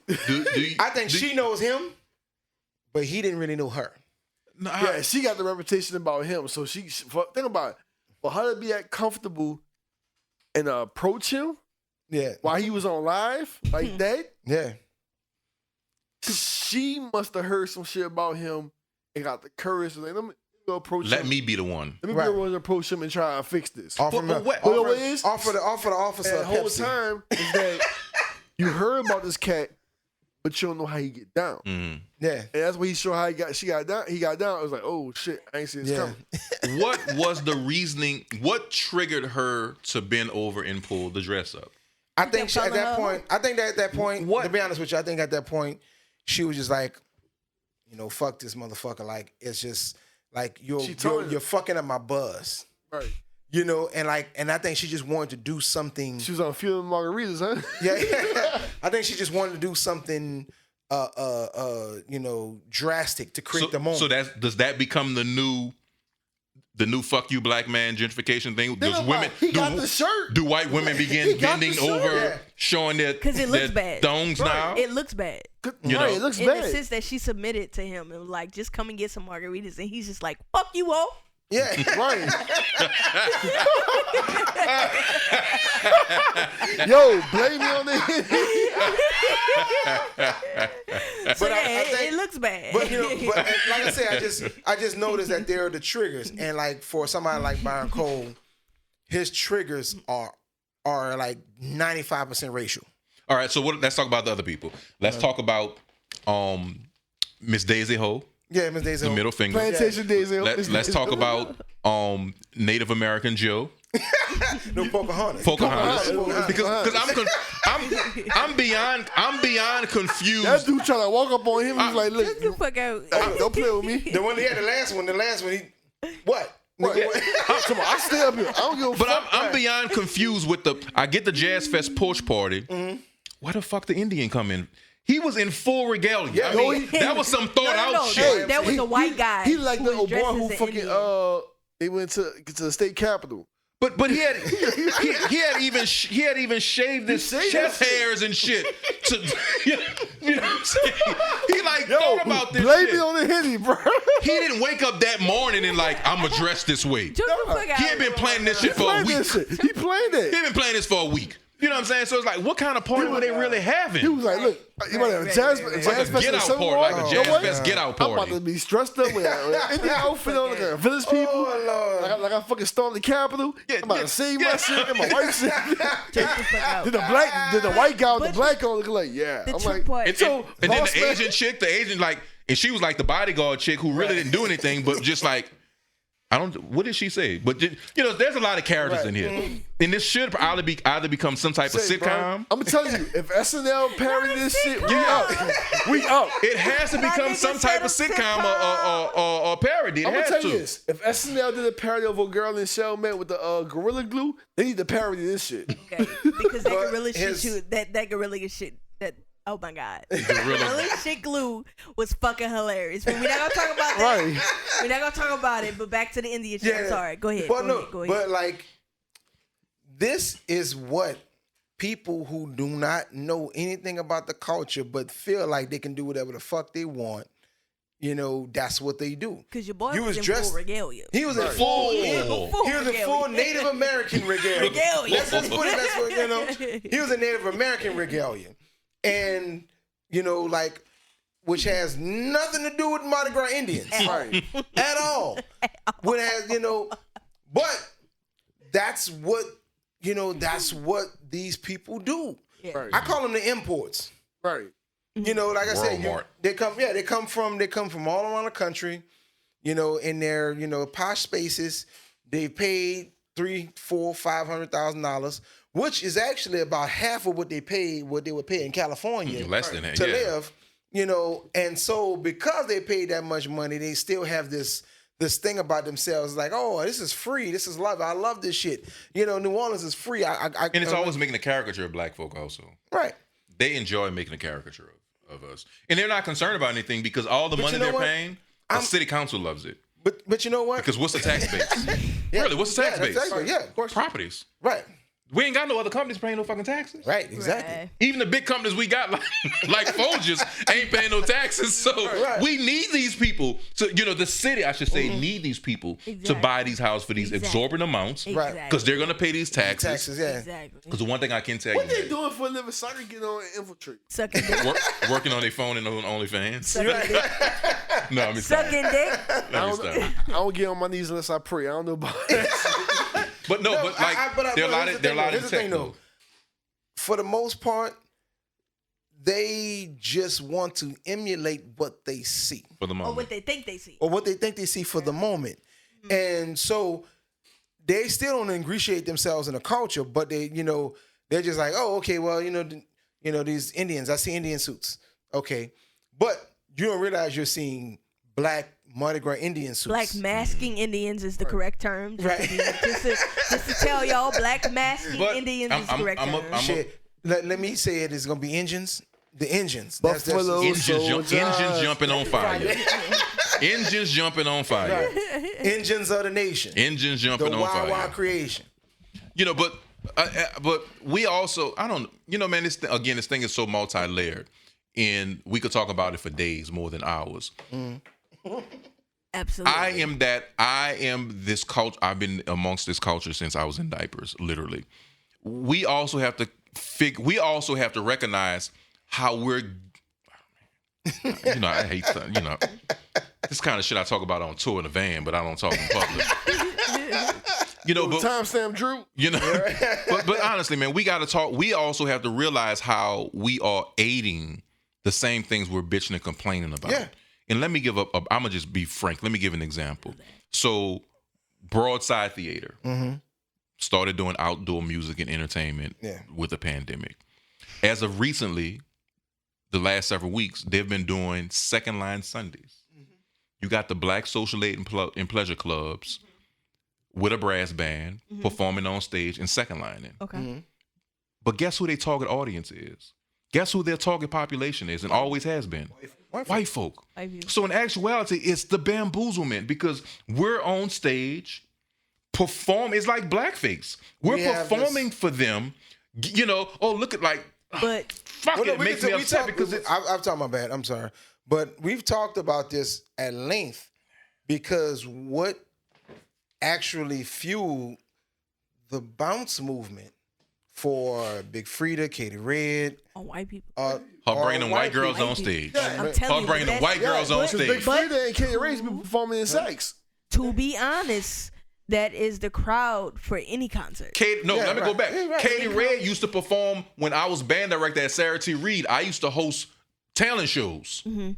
Katie Red, Partners in Crime, in Fifth Ward Weeby, who was my student. We went to Reed. So that was my student. So used to be my key performers. Just to put it into perspective. But it was when they started letting them white girls come on stage and start twerking. Suddenly it's in Vanity Fair and shit. Who are paying for the tickets? White folks. Exactly.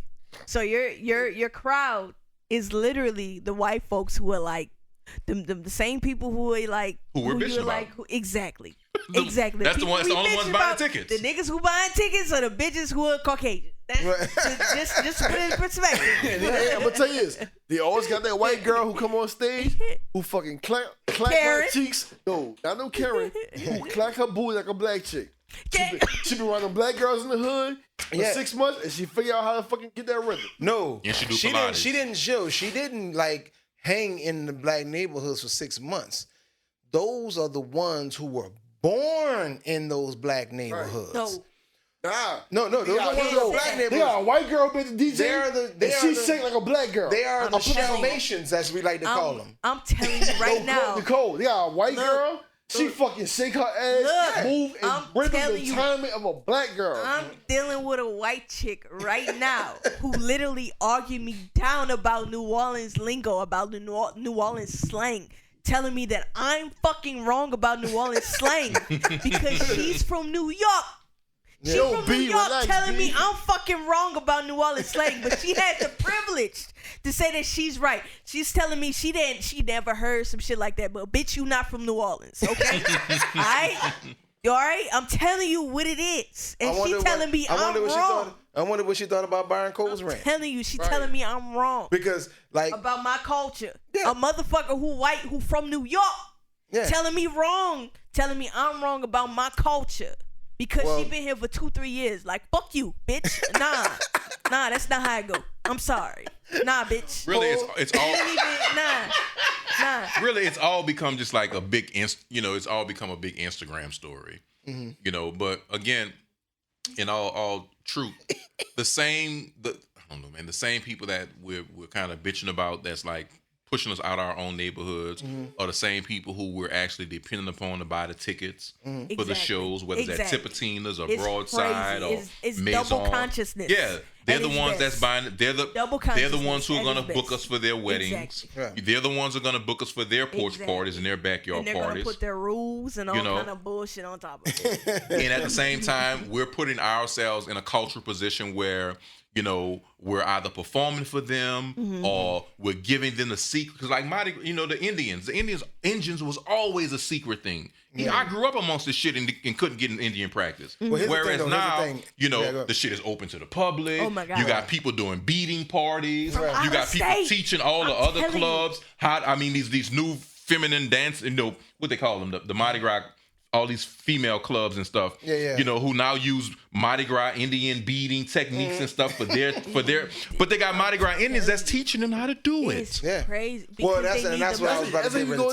Go with the bounce music. It's crazy. Once Black and Mild did a video on Jeans and show how we do bounce music, everybody doing bounce music, and they're not coming down here to get bounce produced. But I tell you, I think the pivot for that whole bounce movement and just like, just white culture, appreciating themselves. No, this was before Drake. I think it was one recording. I think it was one recording. It was a recording of this band Galactic. And Galactic, they were always, they always were trying to like find out what makes New Orleans New Orleans. Mm-hmm. And that's one thing I can commend about them because they're like they're into showcasing it. It's not a thing of where go on and they're just a total exploitation. Because it's like, no, we'll take you on tour, we'll do this, because we like this music. So we want you to, like that type of thing. Big Frida got on one of their records, right? And from that point on, they brought him on tour and that type of thing. Her. Yeah. All right. Well, yeah. Please Friday. Don't get to another discussion. Don't put that on my Big Friday. Don't put what I just did on camera. What you say, Big what? My old coworker, her brother called him Big Friday. But and matter of fact, and I didn't have that moment until we were doing the band that I played with, Big Sam's Funky Nation. Yeah. So we were in Austin for South by Southwest one year. Mm-hmm.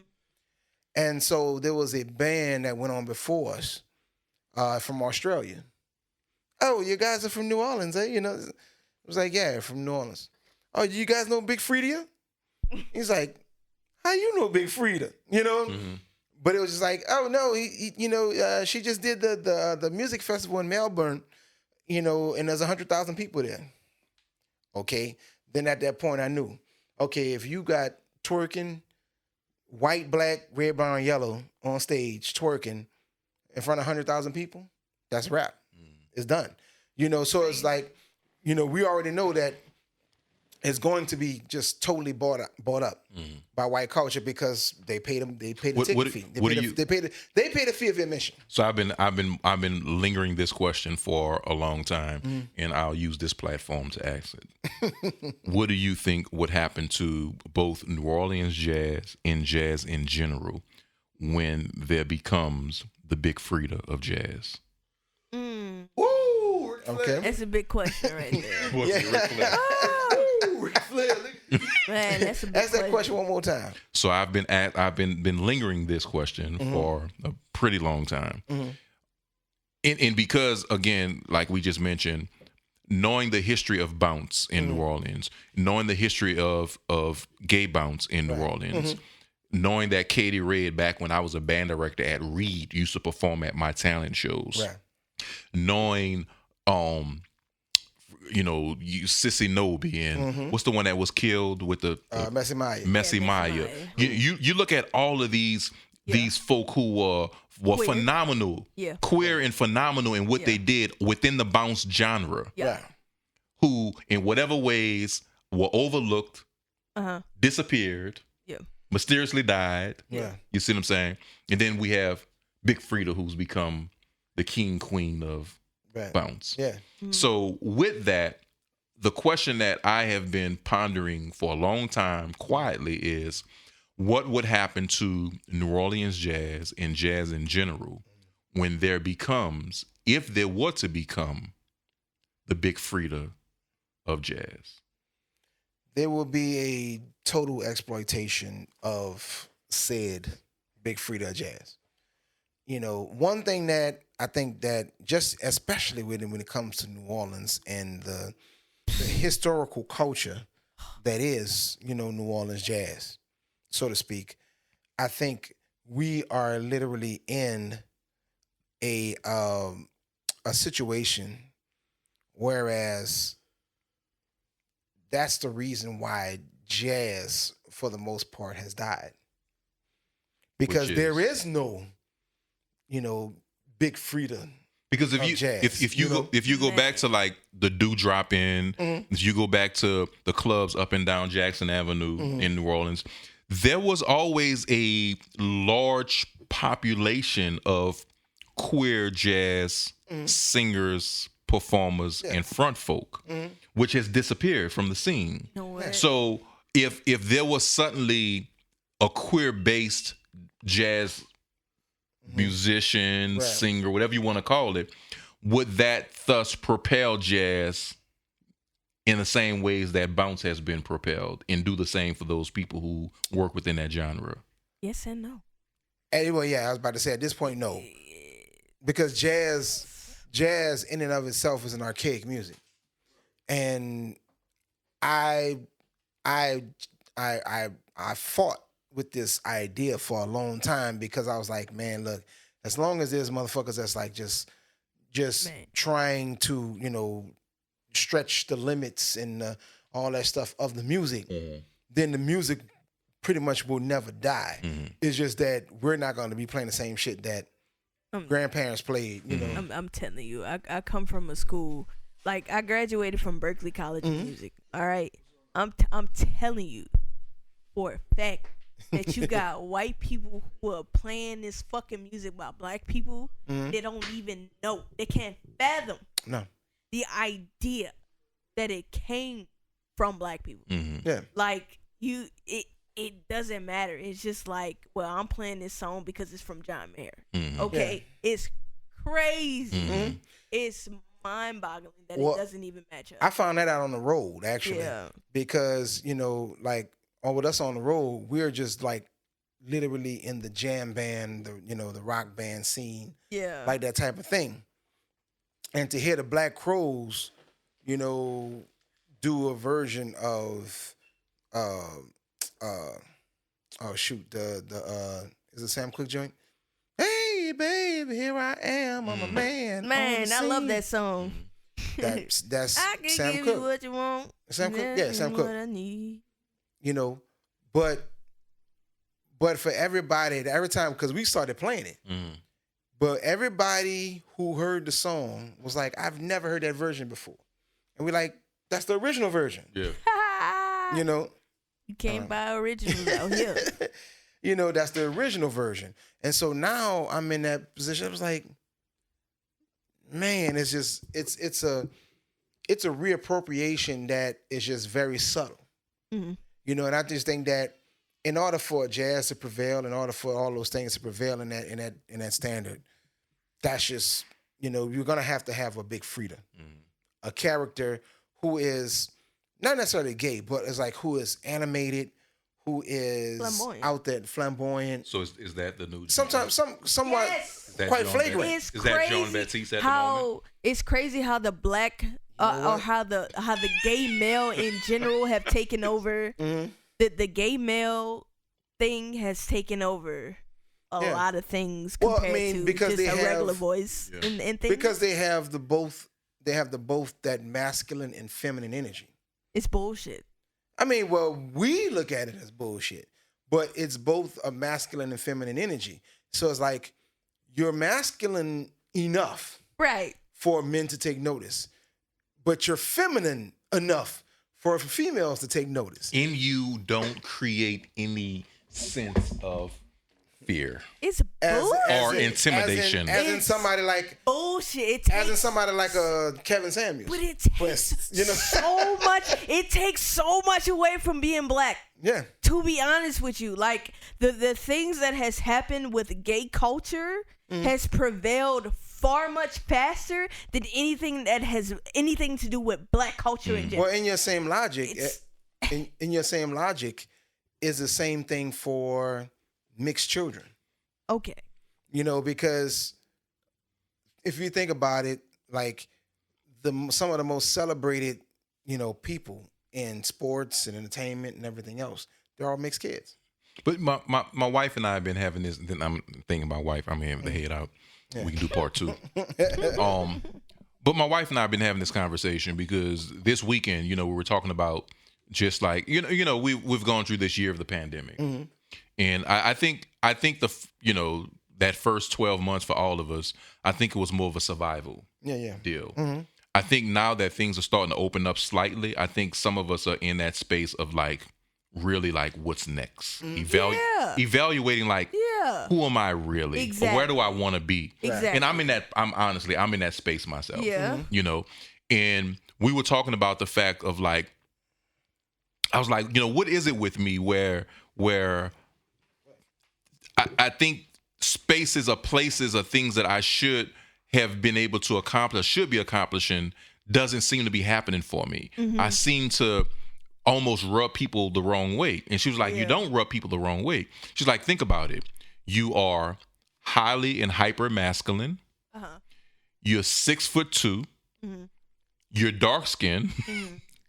You're chocolate. Everything. People don't know if you play football, basketball. The last thing somebody would think that you did was a jazz trumpeter. Yeah. Because of your physique. You know what I'm saying? They're like, this dude play football, he play basketball. He nothing says that you're a jazz musician. So with that, you're intimidating. Exactly. You intimidate people. Simply because you're a black male first. Yeah. Black male, hot, well-spoken. Tall as fuck.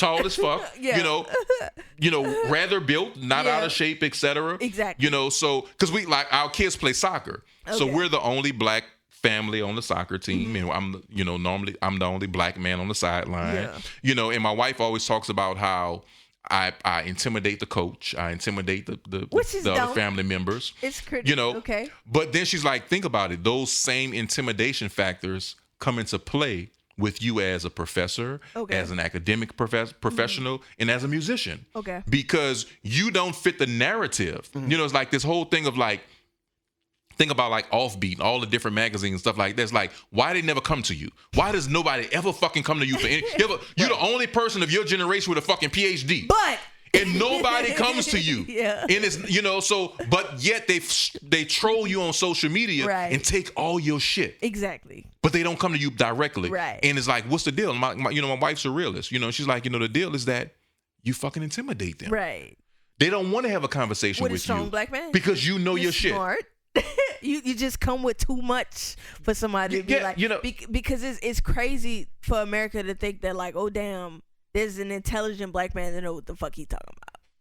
Like we can't have this guy on camera because he know what he talking about. And he's securing himself. Right. There's no femininity that he's given. We can't have security as African Americans because it doesn't fit the agenda of what we're trying to make. There's no ambiguity. Yes. Yeah.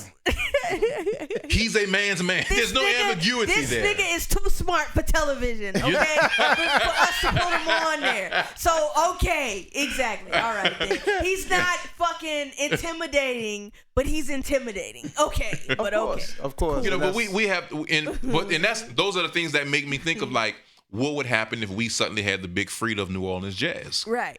Because that type of, you know, that persona creates this space of ambiguity. Nobody's afraid. Yeah. Everybody's comfortable. You know what I'm saying? And again, you're not in fear. Right. And the greatest thing that America fears is the black man. That's and suddenly that is not there. How much bullshit is that? But it's how much bullshit is that? The fact that you have to downplay who you are as a black male to become accessible to fucking society. And that's the end of the end conversation with my wife and I was like, well, dude, I guess you might as well continue doing what you're doing and just recognize that you're never gonna be that super popular local person because there ain't no bending or shaping. You are who you are. You're not gonna pop up with a fucking skirt on next St. Patrick's Day. And then we can't even get to the idea of a black woman because that's different. That changes the whole idea of that, because like it's okay to accept like masculinity in certain cases, but when it comes to like black women, we're bitches, we're like all kind of things, but we're speaking truth, but because it's not done in a certain way, we can't be accepted. But it's okay. But like we have certain acceptances for males, but even black males have to go through certain fucking catapults to even be heard. And then you have to come to a black woman, and it's just like, oh well, she's a bitch. She got attitude. She got all this shit, other shit coming with her. But it's just like we can't even hear her because we feel like we have all this other shit to get through. So it's just dumb. You open up Pandora's box, baby. You're getting a little. It's just so like, so that's why I choose to just be quiet, because it's just like I'm gonna just make my moves in silence, and then when you find me, bitch, you gonna find me. That's what it is. Period. Dot. Okay, so when I don't say shit about what the fuck going on in my corner, don't come looking for me when I'm a fucking billionaire on the corner of $10 and I own everything. Fuck you, okay? Because when I start talking, you're gonna be fucking mad at what the fuck I'm saying, bitch. Because you have no choice but to listen to what the fuck I got to say. But anyway, that's another conversation. That's another conversation. But that's I promise you, I'm gonna be a billionaire. I promise you, gonna fucking hear what I got to say. But until then, I'm gonna just chill out. All right. I'm gonna just chill out. You got an editing job out this fucking world. We're gonna continue this discussion, but I just thought that this video that we saw last week I think it's just indicative of the conversations that we need to have, in general. So, we're gonna continue the discussion. I'm gonna find a way to continue this shit. I think it's gonna be. I haven't. I don't read the paper or watch the news or whatever, but I think it's gonna be interesting now that the story has gone to the local media and there's been a story written about it. I personally think it now will become another tall tale in the long list of caricaturized events and situations of the city, because I think we've now long lost what could have been the positive outcomes for all parties, for both the gentrifiers, the people coming in, the people trying to be allies and support the culture, and the people, black folk who are dealing with the gentrifiers in their neighborhood. And strangely, in closing, I think what's really weird about it is that, white folk talk about gentrification, they understand gentrification, et cetera, but white folk ain't never been gentrified. Of course. So in actuality, you don't understand it. Right. So... And the people who gentrify don't even realize that they're gentrifying. They just come in. Like, that's the part that fucked me up. Like, you don't even know that you hear gentrifying and you gentrifying. Yeah. But all right, we gonna leave that. You know, because they don't see it as gentrifying; they see it as being allies. They see it as being allies. You just here for college, but okay. Yeah, they're being allies. They don't see gentrification. Like they're I said, allies. we can, you know, and that's why I believe that we can have this conversation like 4 years on end. You know, so yeah, I got to end it here because now we're in Joe Rogan land, and you know, Joe Rogan podcast be like 3 hours and shit. Yeah, I be like, come on, man, like fuck. I can't watch this shit, man. Like, you know, who has 3 hours to watch this shit? Whoever watched the Avengers, fuck you, okay? You got time, bitch. You watch the Avengers, all right? Yeah, so until next time, I'm the Professor Drew Bayham. Peace. Peace. Thank you for having me, my friend. Peace out. Yeah.